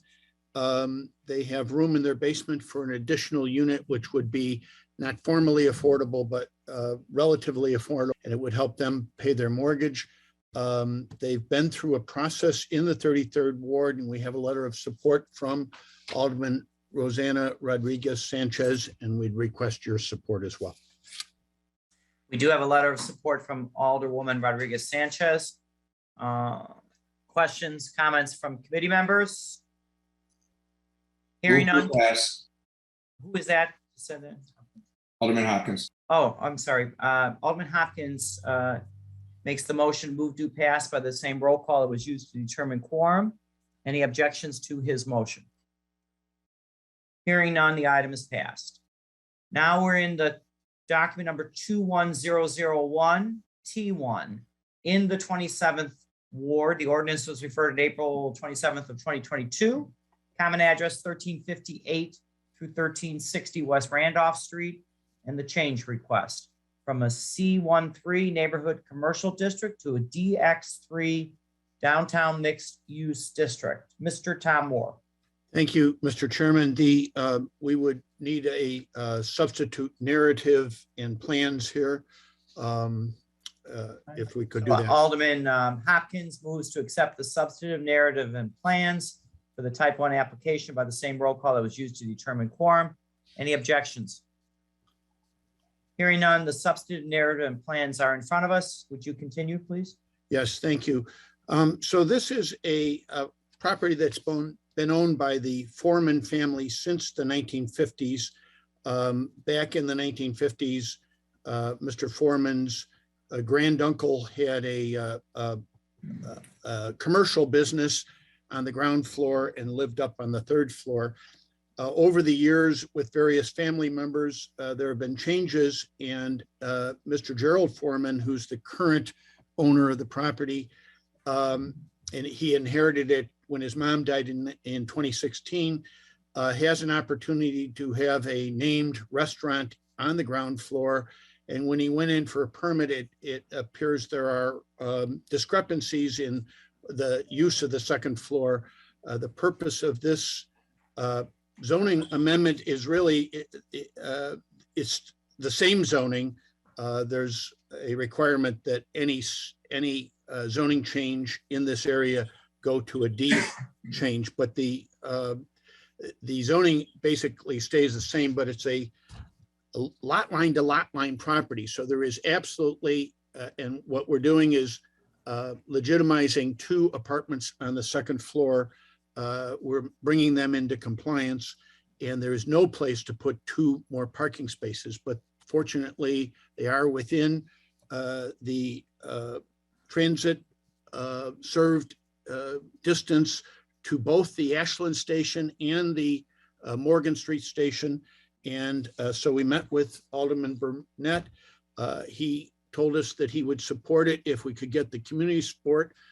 We had a community meeting with the neighbors of the West Loop, and I just got a letter of support from them yesterday. I had informed the alderman that they were supporting it, but actually got the formal letter yesterday and sent it to him. I don't know if the alderman's still on the, I believe we have his support. We did everything he wanted, but I don't know if he's still on the call. I do not have a written letter from him. All right, I think Alderman Burnett is on the call. Walter, I know you're a busy guy. Yeah, well, I'm this out seems of the kind of car. modest in relation to. Yeah, I'm earlier I was on my phone in the car and it was crazy. But anyway, yes, just as the counselor said, I encourage him to go talk to all of the community organizations in the area to make sure they were okay. And then if they were okay with it, we can just allow this to happen. It's just changing the use in order for him to be able to do what he said he wants to do without having that parking because he don't have space for the parking. I got a call, just got a call from the West Central Association. I got a letter from the neighbors of the West Loop. West Loop gate is okay. So I support this. They support it. It's not a big deal. We ask for the committee support. Thank you very much. Any questions for the attorney or the alderman? Hearing none, can I get a motion to move do pass by the same roll call that was used to determine quorum, knowing that it's going to pass with the substantive narrative and plans? Move to pass. Oh, go ahead. I'm going to do Alderman Dowell on that one. Moves do pass by the same roll call that was used to determine quorum. Any objections? Hearing none, this item is passed with the substantive narrative and plans. All right, bottom of page 8. Document number 20997, Third Ward. Ordinance was referred on April 27th of 2022. Common address 78 East 47th Street, also known as 4648 South Michigan Avenue, and the change request from B23 Neighborhood Mixed Use District and RM5 Residential Multi-Unit District, all to a C13 Neighborhood Commercial District. Mr. Moore. Thank you, Mr. Chairman and members of the committee. This is the Rosenwald Apartments in Bronzeville. On 47th Street, they have an existing coffee shop which would like to add a brew pub. And it's a place that the community goes and meets in. And the alderman was concerned that the C1 zoning, which would allow the brew pub, not be there for long. So the owners have promised that they will immediately apply to. Hey, Michelle. To zone back as soon as they are able to get their brew pub licensed. And with that, we believe with that promise, we believe the alderman will support it, and we'd ask for your support as well. Alderman Patel. Yes, thank you, Mr. Chairman. I ask for the committee's support on this request. Sip and Savor Coffee House has 3 locations in the city of Chicago, one in my ward, one in the 4th ward, and one in the 5th ward. And we're trying to, just add some more vitality to 47th Street and to the Rosenwald building. And I'm supportive of this zoning change. Thank you, Alderwoman. Any questions, comments? Can I get a motion to move do pass by the same roll call that was used to determine quorum? Move to pass, Chairman. Alderman Wagasback makes the motion. Any objections to the motion? Hearing none, the item is passed. Thank you very much. All right, now we're on the top of page 9. Thank you. Thank you, Alderwoman. All right, top of page 9. We're document number 21002 T1 in the 31st Ward. Ordinance was referred April 27th of 2022. Common address 2733 North Pulaski Road. Change request from an M11 Limited Manufacturing Business Park District to a B21 neighborhood mixed use district. What do you have, Tim Barton or Tom Raines? I'm. Mr. Barton, I can tell. Mhm. I should be on. Good afternoon. Oh, I have to join as a panel.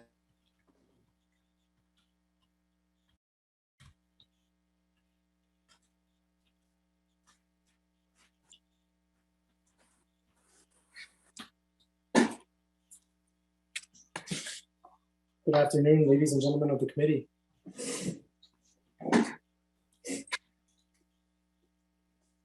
No, not up yet. Roberto, you're not up yet. We're still waiting for Tim Barton to join us on the Pulaski Road. Thank you. Sorry, I didn't realize I was unmuted there. Okay, well, now we have the screen and now you're ready to go. Okay. Yes, hi. Good afternoon, Chairman Tuddy and members of the committee. For the record, I'm Tim Barton. I'm an attorney with the law firm of Thomas R. Raines at Law, LLC. I'm representing the applicant and property owner here today, Donison, LLC. This is the existing building at this location is a 6,255 square foot lot. It's improved with a single story former light manufacturing building. There are 2 parking spaces on the site. Both of them will remain. The applicant is seeking the rezoning from its current M11 light manufacturing district to a B21 neighborhood mixed use district. The applicant wants to use this property as her personal residence. She will be remodeling it. All the alterations will be within the building. As I say, both parking spaces will be preserved. The property owner, held a public meeting at the location in February so that the resident neighbors could see what the space was like and how it was going to be used. Alderman Cardona was there. We're in the 31st, this application is in the 31st ward, and we have submitted Alderman Cardona's letter to the committee. With that, we ask for the committee's favorable recommendation. All right, we do have a letter of support from Alderman Cardona, but I believe he might be on the call. Felix? Okay. Yes, Chairman, thank you very much.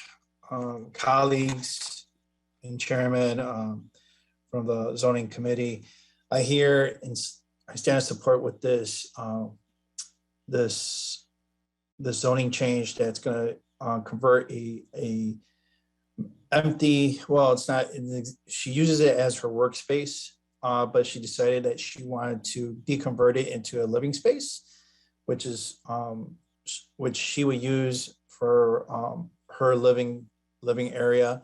It's a big space, a lot of ideas.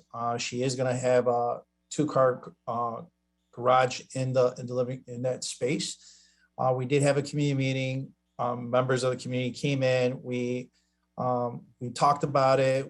She showed her ideas. She gave the plans, and everybody was an understanding, and everybody supported it. So I'm here to support this zoning change, and I request my colleagues to support it as well. Thank you, Alderman. Any questions for the Alderman or the applicant? Hearing none, can I get a motion to move to pass by the same roll call that was used to determine quorum? Move to pass, Chairman. Alderman Wadsworth makes the motion. Any objections? No objections. This item is passed. Thank you. All right.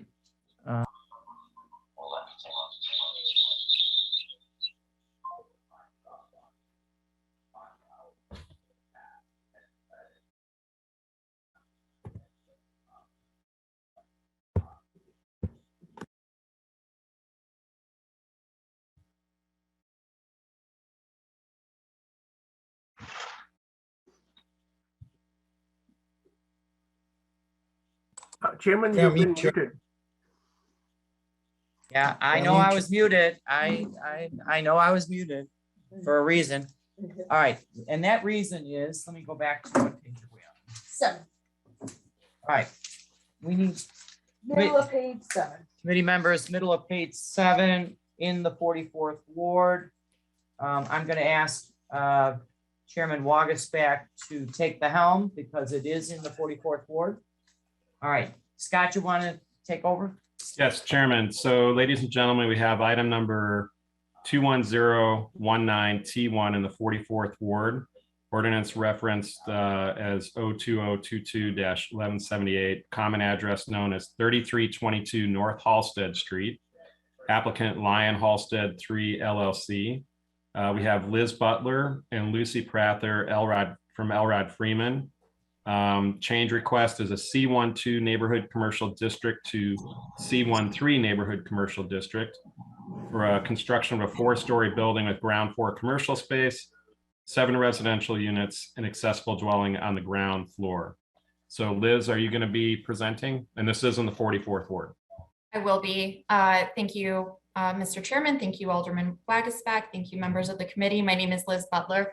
I'm a partner with the law firm of Elrod Friedman, LLP. We are located at 325 North LaSalle Street in Chicago, and our firm represents the applicant in this matter, Lion Halsted 3 LLC. I'm joined today on the call by Brad Gold, who is here on behalf of the applicant, Lion Halsted 3 LLC. That is the owner of the subject property and the applicant. I'm also joined by Ramil Kanoun and Tess Sekalias from Space Architects, who are the project architect. And as a housekeeping matter, we submitted a substitute narrative and plans to the committee in advance of the hearing today and would ask that the committee consider those substitute materials. All right.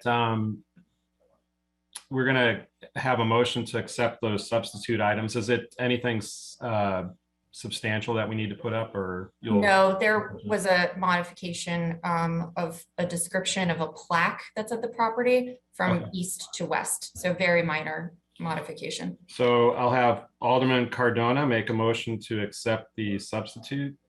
Alderman Cardona. So moved. All right. Alderman Cardona makes that motion to accept the substitute, accept it into committee, and thank you. On the same roll call used to establish quorum. Sorry, make sure I get that language right. And Liz, back to you. Thank you. The applicant is requesting a type 1 zoning map amendment to rezone the subject property located at 3322 North Halsted from the current C12 neighborhood commercial district to the C13 in order to construct a 4-story building with ground floor commercial space and 7 residential units. One of those residential units will be on the ground floor, and that is in order to provide a single accessible dwelling unit. The property is approximately 3,125 square feet in size. It's bounded by commercial properties on the north and south, North Halsted Street on the east, and a 16-foot public alley on the west. The property is currently vacant and unimproved. Again, the applicant is proposing a 4-story multifamily mixed-use building and will have to seek special use approval from the Zoning Board of Appeals for the ground floor residential use and for the rear yard setback reduction that is proposed. So the change request also involves a small FAR increase and a parking reduction for transit served locations. The property qualifies as a transit served location based on its proximity to transit. It is within 1,320 feet from the Belmont CTA station. And the proposed development meets all of the criteria set forth in the zoning ordinance for approval of a TOD. Great, thank you. Oh, sorry. I said thank you. Before I go to Chairman Tunney, are there any questions for Ms. Butler? Alderman Wagasback, could I add one more point? Yes, I just wanted to mention that the applicant met with the Triangle Neighbors Community Group and they voted unanimously to support the project. We also met intermittently with the immediate neighbors of the property. We had numerous Zoom meetings with them and then met on site to coordinate construction logistics for the project. And the project did enjoy a number of enhancements as a result of the community review. And based on that, we understand that the alderman is in support and will cede the floor back to you. All right, thank you. Sorry to interrupt you there. Chairman Tunney, did you want to speak on this matter? Yeah, I was just going to reaffirm what Liz has said. There was a lot of meetings on this issue, and the neighbors extracted a number of pleasurable changes, it sounds like, Liz, but no, there was a lot of work being done by this. And while I wasn't immediately involved with it, my chief of staff, who actually lives about 100 feet away from this application, was thoroughly involved, and I want to give him some credit for negotiating these changes. And with that, and Chairman, has my support. Excellent. Alderman Osterman might have a question for you, though. Alderman Osterman? Question regarding, I want to get into this. I won't get into the specifics of as Liz said, the enhancements, but do you feel that community involvement created a better project, Alderman Tunney? Oh, yes. As was said by attorney, there were a lot of modifications. It's kind of a unique, it's the second building in from, it's the first building in from the corner, and the corner has been there for 100 years, but there was complications on the lot line and the rear yard as it affected the neighbors to the north. And as I said, there were a lot of modifications that wouldn't have happened without, and my support wouldn't have happened without making sure that the neighbors were fully cognizant of the request and the changes that were made to get us to where we're at today. Thank you. All right, Chairman, thank you. If there's no other questions, I'll have Alderman Villegas make a motion to pass with the substitute narrative and plans by the same roll call that was used to determine quorum. Are there any objections? Hearing none, the item is passed. And Chairman, I will hand it back to you. Thank you. Thank you. Thanks, everybody. We are in the middle of page 9. We're document number 20999, 30th Ward. Ordinance was referred on April 27th, 2022. Common address 5245 West Fletcher Street, and the change request. RS3 residential single unit detached house district to an RT 3.5 residential 2-flat townhouse and multi-unit district. We have Adam Kingsley on this item in the 30th Ward. Good afternoon, Mr. Chairman. Yes, I represent Carlos Martinez, who's the owner of this property. This is a typical 2-flat house. Mr. Martinez is looking to finish off the basement. And so we need the rezoning to RT 3.5 to be able to get that additional unit. He's got building plans and will be fully compliant with the building code and building out that downstairs or basement unit.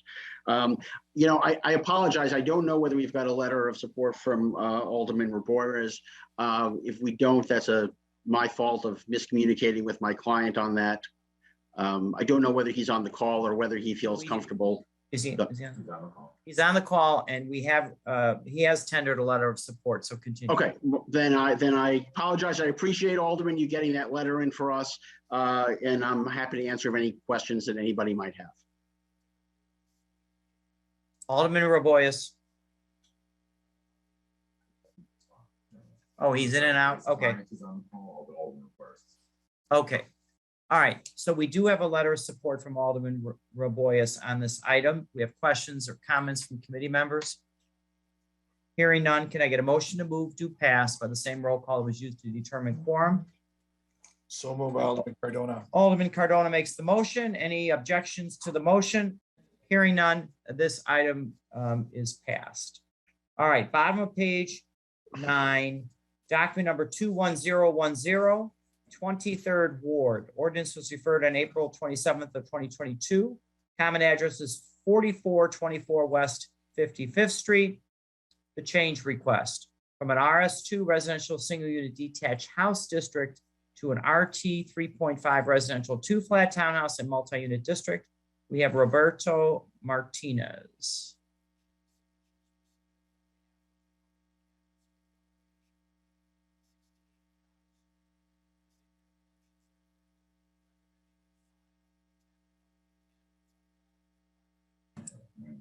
209. All right, we're waiting for Mr. Martinez.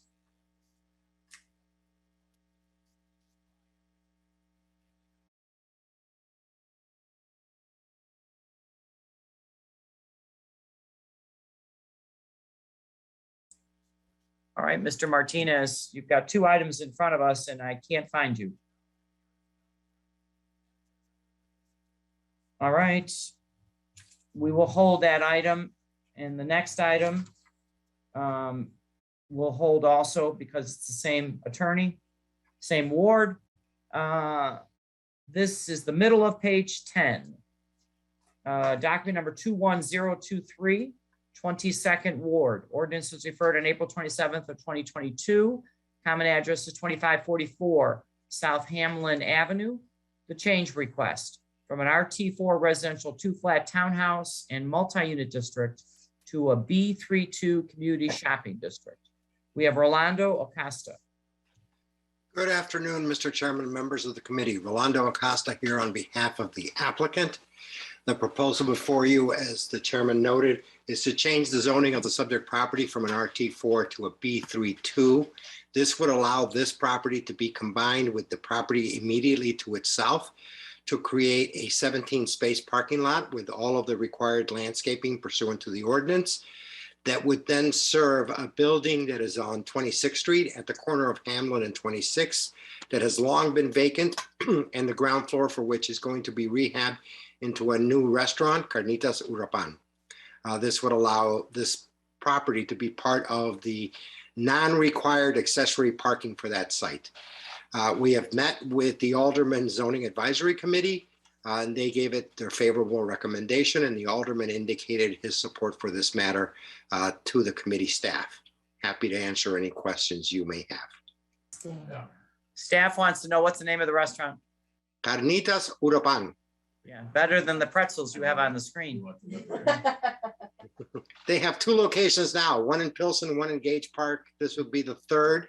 And I'll just note for the record that Chicago Social just mentioned it in the May edition as one of the 10 best Mexican restaurants in Chicago. All right, and we have a letter of support from Alderman Rodriguez. Questions, comments from committee members? Hearing none, can I get a motion to move do pass by the same roll call that was used to determine quorum? Alderman Cardona, of course, has to make that motion. Any objections to his motion? Hearing none, the item is passed. All right, we're going to do the bottom of page 10, and then we're going to go back to Mr. Martinez further up the agenda. So let me read this item into the record. Number 20826 T1, 25th Ward. Ordinance was referred on September 14th of 21. Common address 2315 West 24th Place. And the change request from an RM6 residential multi-unit district to a B23 neighborhood mixed use district. Rolando, in the— That was actually, Mr. Chairman, if they could promote Jimena Castro, which is on the call today, because she was going to handle this matter. Okay. As it's been a year and I've gotten a year older, so I handed it off to her. All righty. So Jimena Castro. Sadly, I don't have pretzels with me, so I apologize. No, we were looking for carnitas. I was saying. As a Mexican immigrant, I'm sorry I don't have Mexican food with me. I will do that next time. Well, at least in the background, at least, you know, it is past my lunchtime, so we're getting a little hungry in the committee. All right. So Jimena, let's talk about this application in the 25th Ward, please. Good afternoon. For the record, my name is Jimena Castro. I'm a zoning attorney at Acosta Esgar. As Rolando said here also, on behalf of the applicant, we are requesting to rezone 2315 West 24th Place from an RM6 to a B23. The subject property is improved with a 3-story residential building with 8 residential units and 3 parking spaces. The property is also located in a transit served location to the CTA Western bus stop. And the applicant proposes to rezone the property to allow the addition of 1 residential dwelling unit for a total of 9 units on the property. The 3 parking spaces will remain, and there will be no additional parking. The existing height will also remain, and we also seek through this application to reduce any additional required parking through the type 1 transit served location guidelines of the ordinance. We have met with the Alderman's office and his zoning advisory board, and we also have a letter of support from the Alderman's office that I believe that the committee has received. We have received a letter of support from Alderman Cicho Lopez. Any questions, comments from committee members? Oh, I'm sorry. I've been told that Alderman Cicho Lopez is back. And in addition, I'm glad that he's present. In addition, we are also going to be creating 1 affordable unit on site through a covenant. So we're very happy to provide an additional affordable unit to the community. Thank you. While we said we do have a letter of support, I'm going to give him an opportunity to get on the call.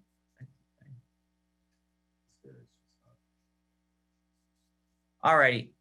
Again. All right, so I'm going to ask for a motion to move to pass by the same roll call that was used to determine quorum, knowing committee members that we have received a letter of support from Cicho Lopez. That was Alderman Cardona makes the motion. So moved. Any objections to the motion? Hearing none, the item is passed. All right, top of page 11. Thank you.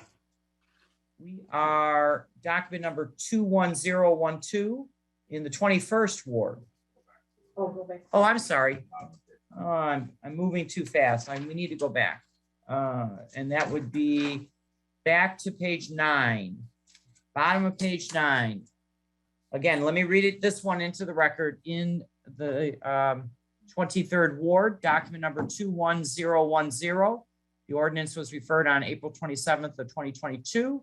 Common address 4424 West 55th Street. Change request, RS2 residential single unit detached house district to an RT 3.5 residential 2-flat townhouse and multi-unit district. Okay, Roberto Martinez.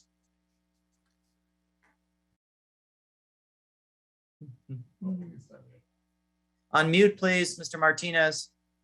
Sorry about that. Attorney Robert Martinez with law offices at 4115 West 26th Street.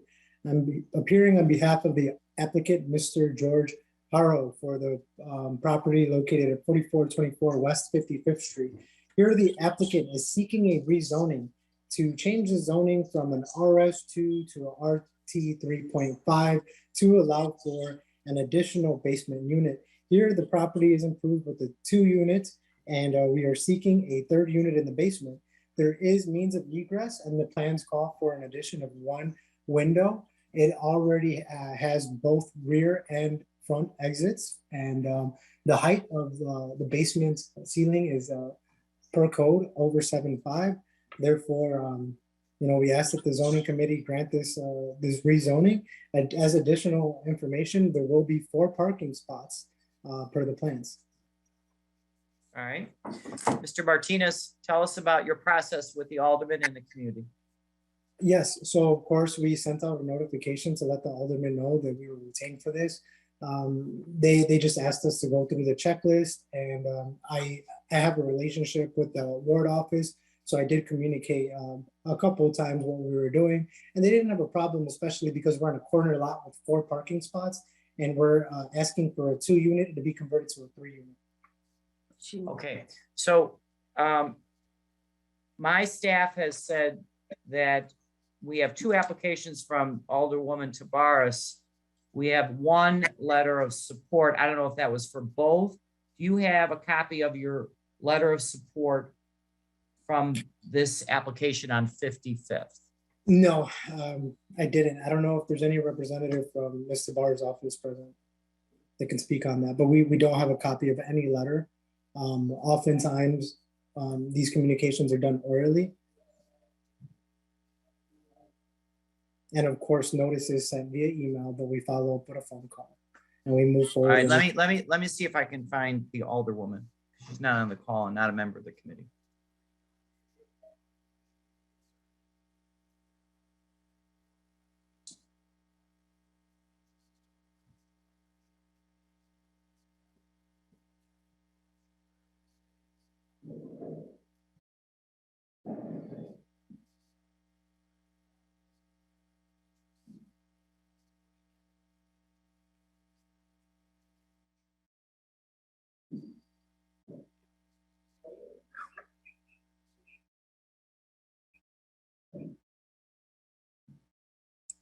All right, haven't been able to reach her.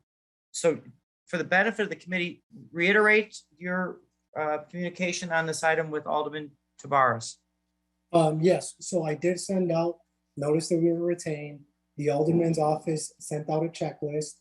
My assistant returned the checklist, and no further communication was made until we went to the Alderman's office on a couple other matters, and I reiterated that I would be here today to present this, and there was no objection at that time.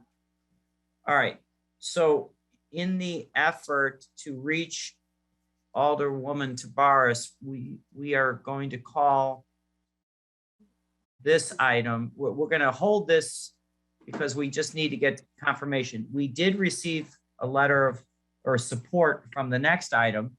So I'm going to hold the one on 55th for a second, see if we can find some valid support from the Alderwoman. All right, so we'll hold that one.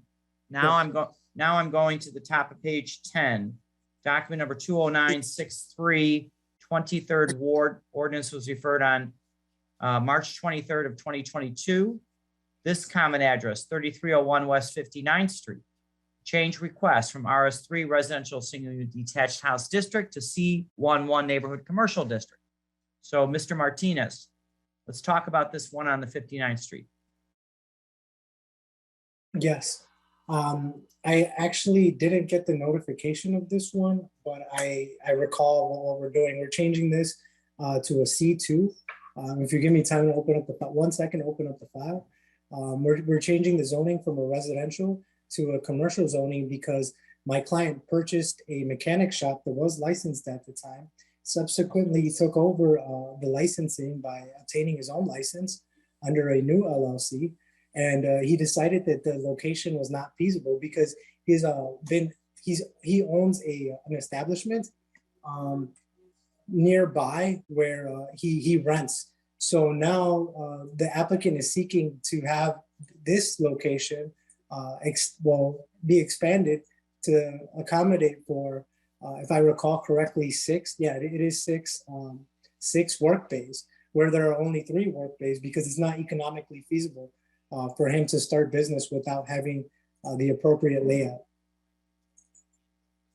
With that, we did go see the alderman, and her only concern with this subject was that oftentimes these mechanic shops have cars that are parked on the sidewalk, and my client reiterated that that's not what the practice that he maintains at his current location, and that if should any cars decide to take advantage, or any persons decide to take advantage of the fact that the mechanic shop's there and leave their cars in a way that's disruptive to the community, he'll definitely report it. So that way those individual owners will be cited for doing that.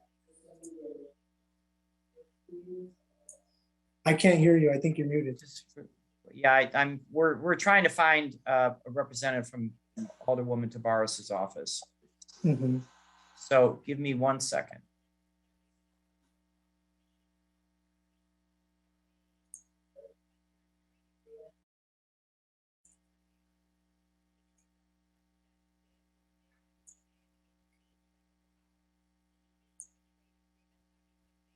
All right, Roberto. So this item on 59th Street, we have a letter of support from Alderwoman Tabarez on file. So I'm going to ask questions on this one before we go back to the 55th Street one, because we're still trying to make outreach and get a response from her office. Of course. All right. So on the 59th Street, application number 20963, do we have questions, comments from committee members? If not, can I get a motion to move to pass on this item? So moved. Alderman Cardona makes the motion. Any objections to the motion? Hearing none, this item is passed. All right. All right, Mr. Martinez, Till the end of the meeting. we're going to hold still on the West 55th. We're going to see if we can get a response before the end of the meeting. So bear with us, okay? Thank you, appreciate it. All right, so.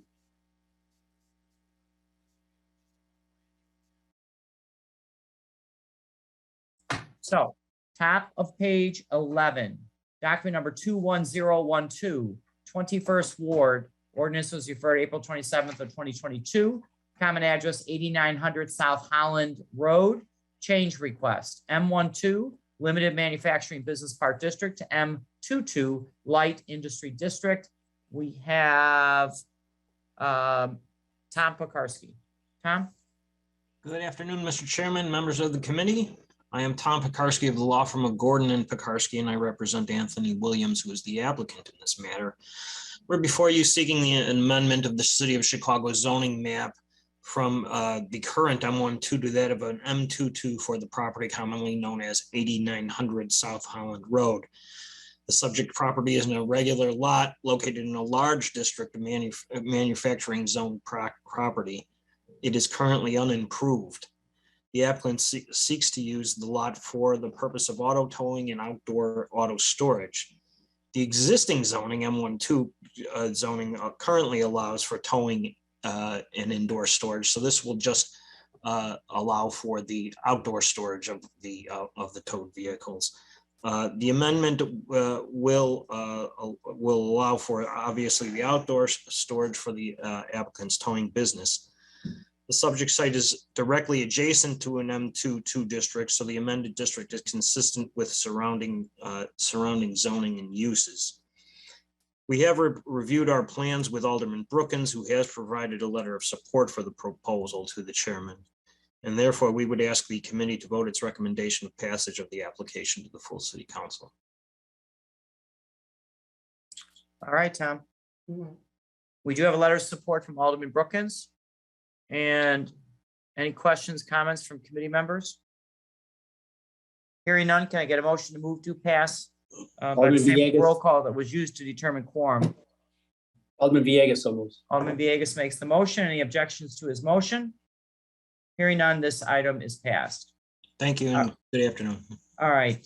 Document number, middle of page 11, document number 21022, 18th Ward. Ordinance was referred on April 27th of 2022. Common address 7733 South Kedzie Avenue. Change request from a B11 neighborhood shopping district to B31 community shopping district. Patrick Turner. Good afternoon, Mr. Chairman, members of the committee. My name is Patrick Turner with offices at 33 North LaSalle Street, and I represent the owner of the subject property, Armando Zazumbo. The property is located at 7733 South Kedzie. The applicant is seeking to rezone the property from its existing B1-1 neighborhood shopping district to a B3-1 community shopping district to establish a meeting hall slash banquet hall for less than 100 person capacity and will provide 9 on-site parking spaces. The applicant worked with Alderman Curtis's office, and we do have a letter of support from Alderman Curtis. I'd be happy to answer any questions that the committee may have. All right, questions, comments from committee members? I'll ask the perennial question. I'm sorry, did you mention parking? 9 on-site parking spaces, Mr. Chairman. All right, thank you. All right, we have support letter from Alderman Curtis. Let me ask you again, Patrick. You met with the alderman, correct? That's correct. The client met with the alderman. The alderman actually presented them with a petition that I've got a copy of it. It looks like they were able to obtain 8 signatures, all in support of the project of owners within a certain vicinity of the subject property. All right. How about our alderman? Do we have something in documentation? Oh, yes, we have a letter of support here. There should have been a letter submitted. Good. All right, well, would you please forward it to our committee? I can do that. Yeah, sometime today before the council tomorrow. Okay. Absolutely, I will do that. All righty, thank you. All right, other questions, comments? Otherwise, I need a motion to move due pass on this item by the same roll call that was used to determine quorum. Alderman Cardona makes the motion. And any opposed to the motion? Hearing none, the item is passed. All right, bottom of page 11, First Ward, document number 21003, T1. In the First Ward, common address 1320 North Wicker Park Avenue. Change request from C12 Neighborhood Commercial District to B23 Neighborhood Mixed Use District. Jimena Castro. Hello again. Good afternoon. My name is Jimena Castro. I'm a zoning attorney at Acosta Ezger, and I'm the attorney for the applicant for the matter before you today at 1320 North Wicker Park Avenue. We're seeking to rezone the property from a C12 to a B23.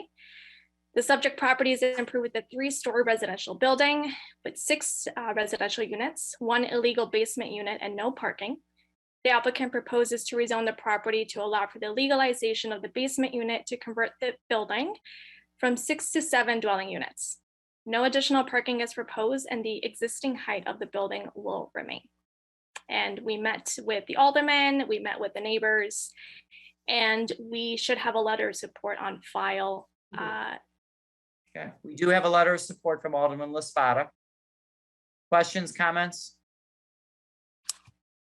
Hearing none, Alderman Cardona makes the motion to move, do, pass by the same roll call that was used to determine quorum. Any objections? Hearing none, the item is passed. All right, let's see, top of page 12. Document number 20818 in the T1, 25th Ward. Ordinance was referred on September 14th of 2021.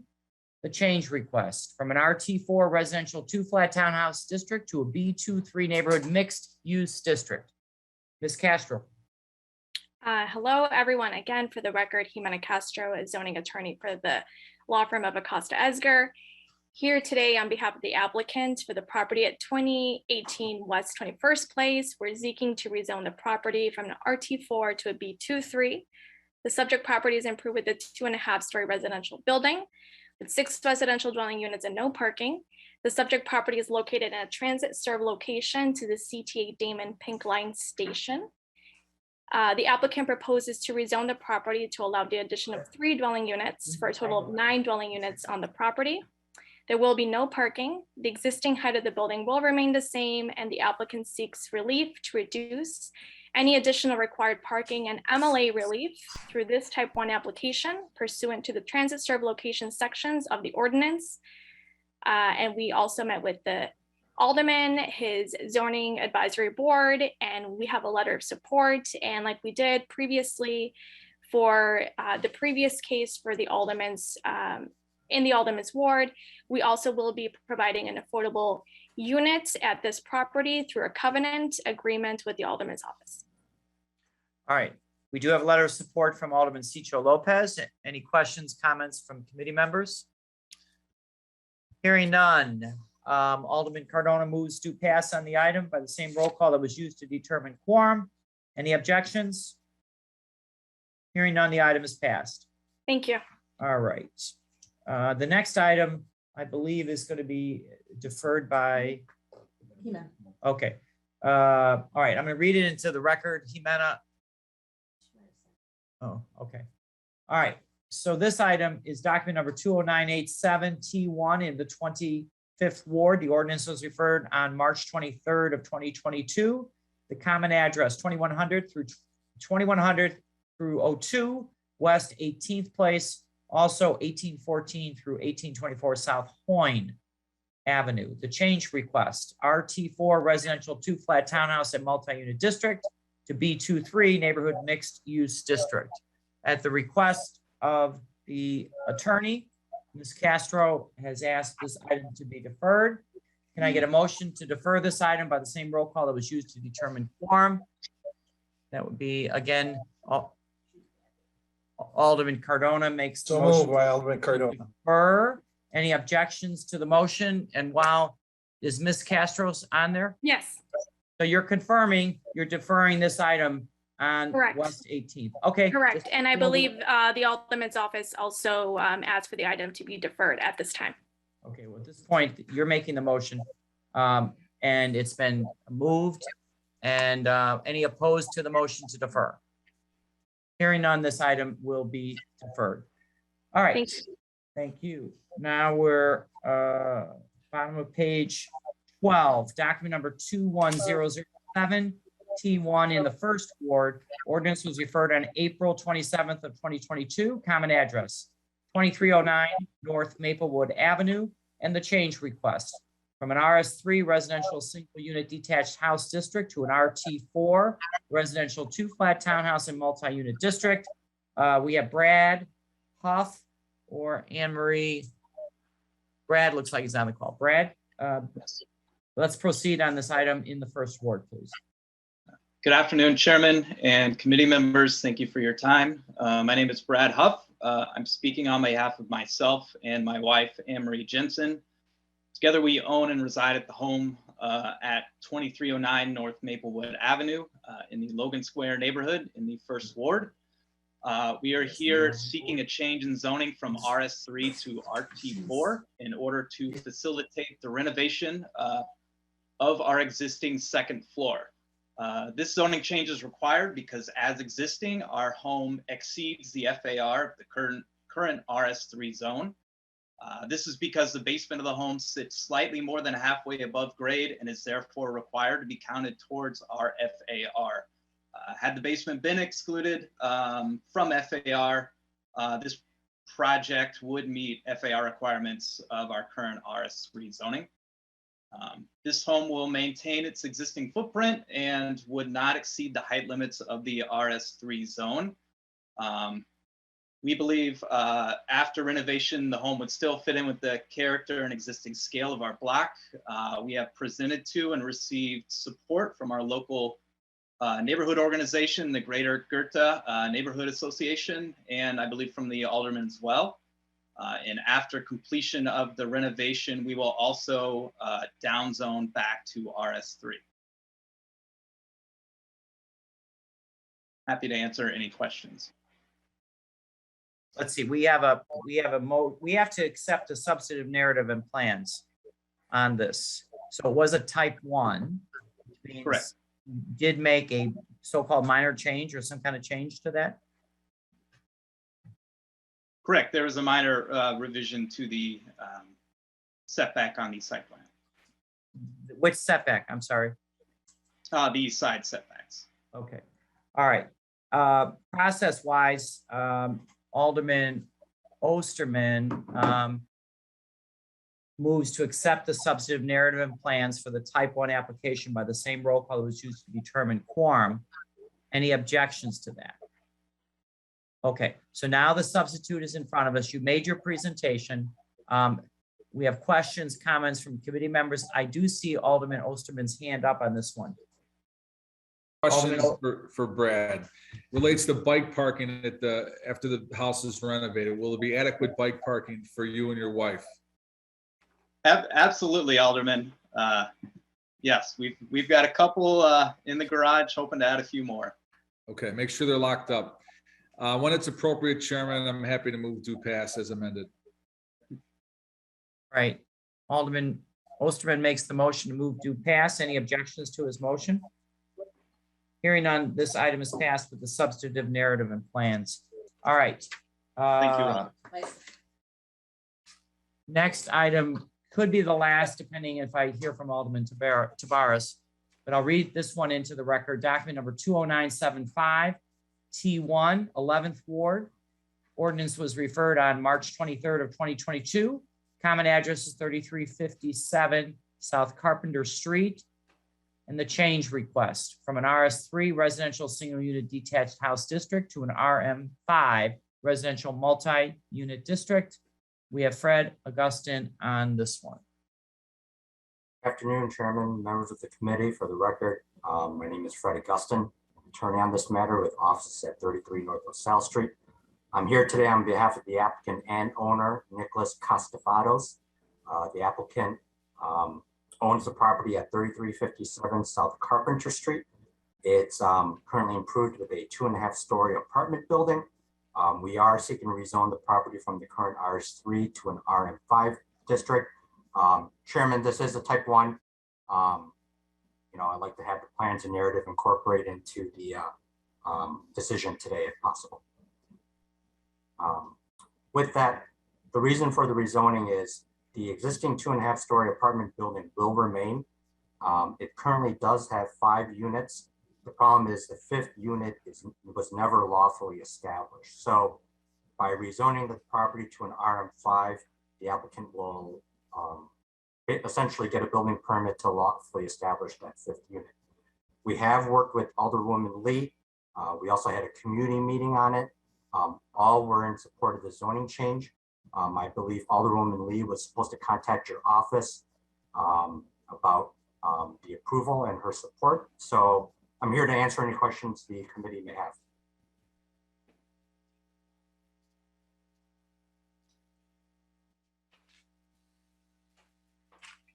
You'll have to hold on 1 second, please. Sure.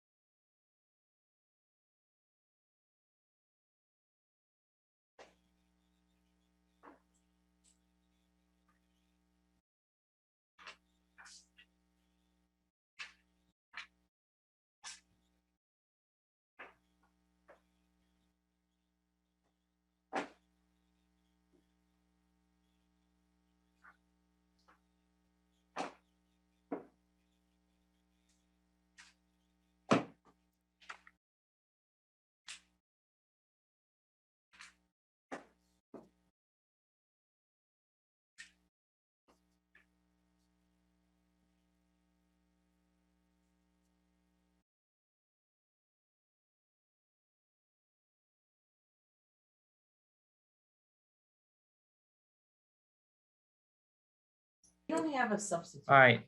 Fred, I'm Mr. sorry. Chairman, Yes. after incorporation of the substitute narrative and plans, I would move to pass on that. All right, let me do the two-step process here. Don't. Yeah. I know, we're gonna ask, well, first of all, we're gonna ask Fred or Anna, is there a substitute? No. No, there is no substitute narrative or plans. Okay. But we do have. Okay, so we're all good. We do Yes. have a letter of support from Alderwoman Lee. All right, so with that, Alderman Hopkins makes a motion, move to pass by the same roll call that was used to determine quorum. Any objections to the motion? Hearing none, this item is passed. Thank you for your patience, Fred. All right, and now we're gonna go back, just for the record, to Mr. Martinez. And let me just make sure I read the right one in. This one, okay. All right. Committee members, page 9, back in the 23rd Ward, document number 21010. The ordinance was referred April 27th of 2022, common address 4424 West 55th Street. Upon inquiry and talking to the Alderwoman, we're going to hold this item so she's more thoroughly engaged on this one. So I'm going to ask for a motion to defer this item by the same roll call that was used to determine quorum. Alderman Cardona makes the motion to defer. Mr. Martinez, you hear us, right? Yes, I do. Okay, so the motion is to defer. Any objections? Hearing none, the item is to be deferred. So obviously we need more work in the 23rd Ward on this item. Okay, all right. With that being said, staff, are we finished? We're finished. All right, then I need a motion to adjourn. That motion is made by Alderman Osterman to adjourn. Do we have a hand up? No. No, okay. Want to remind everyone we have rules as well, Chairman, in 4 minutes. Good timing. All right, so the motion to adjourn, any opposition to motion to adjourn? The same roll call was used to determine quorum. Hearing none, this meeting is adjourned.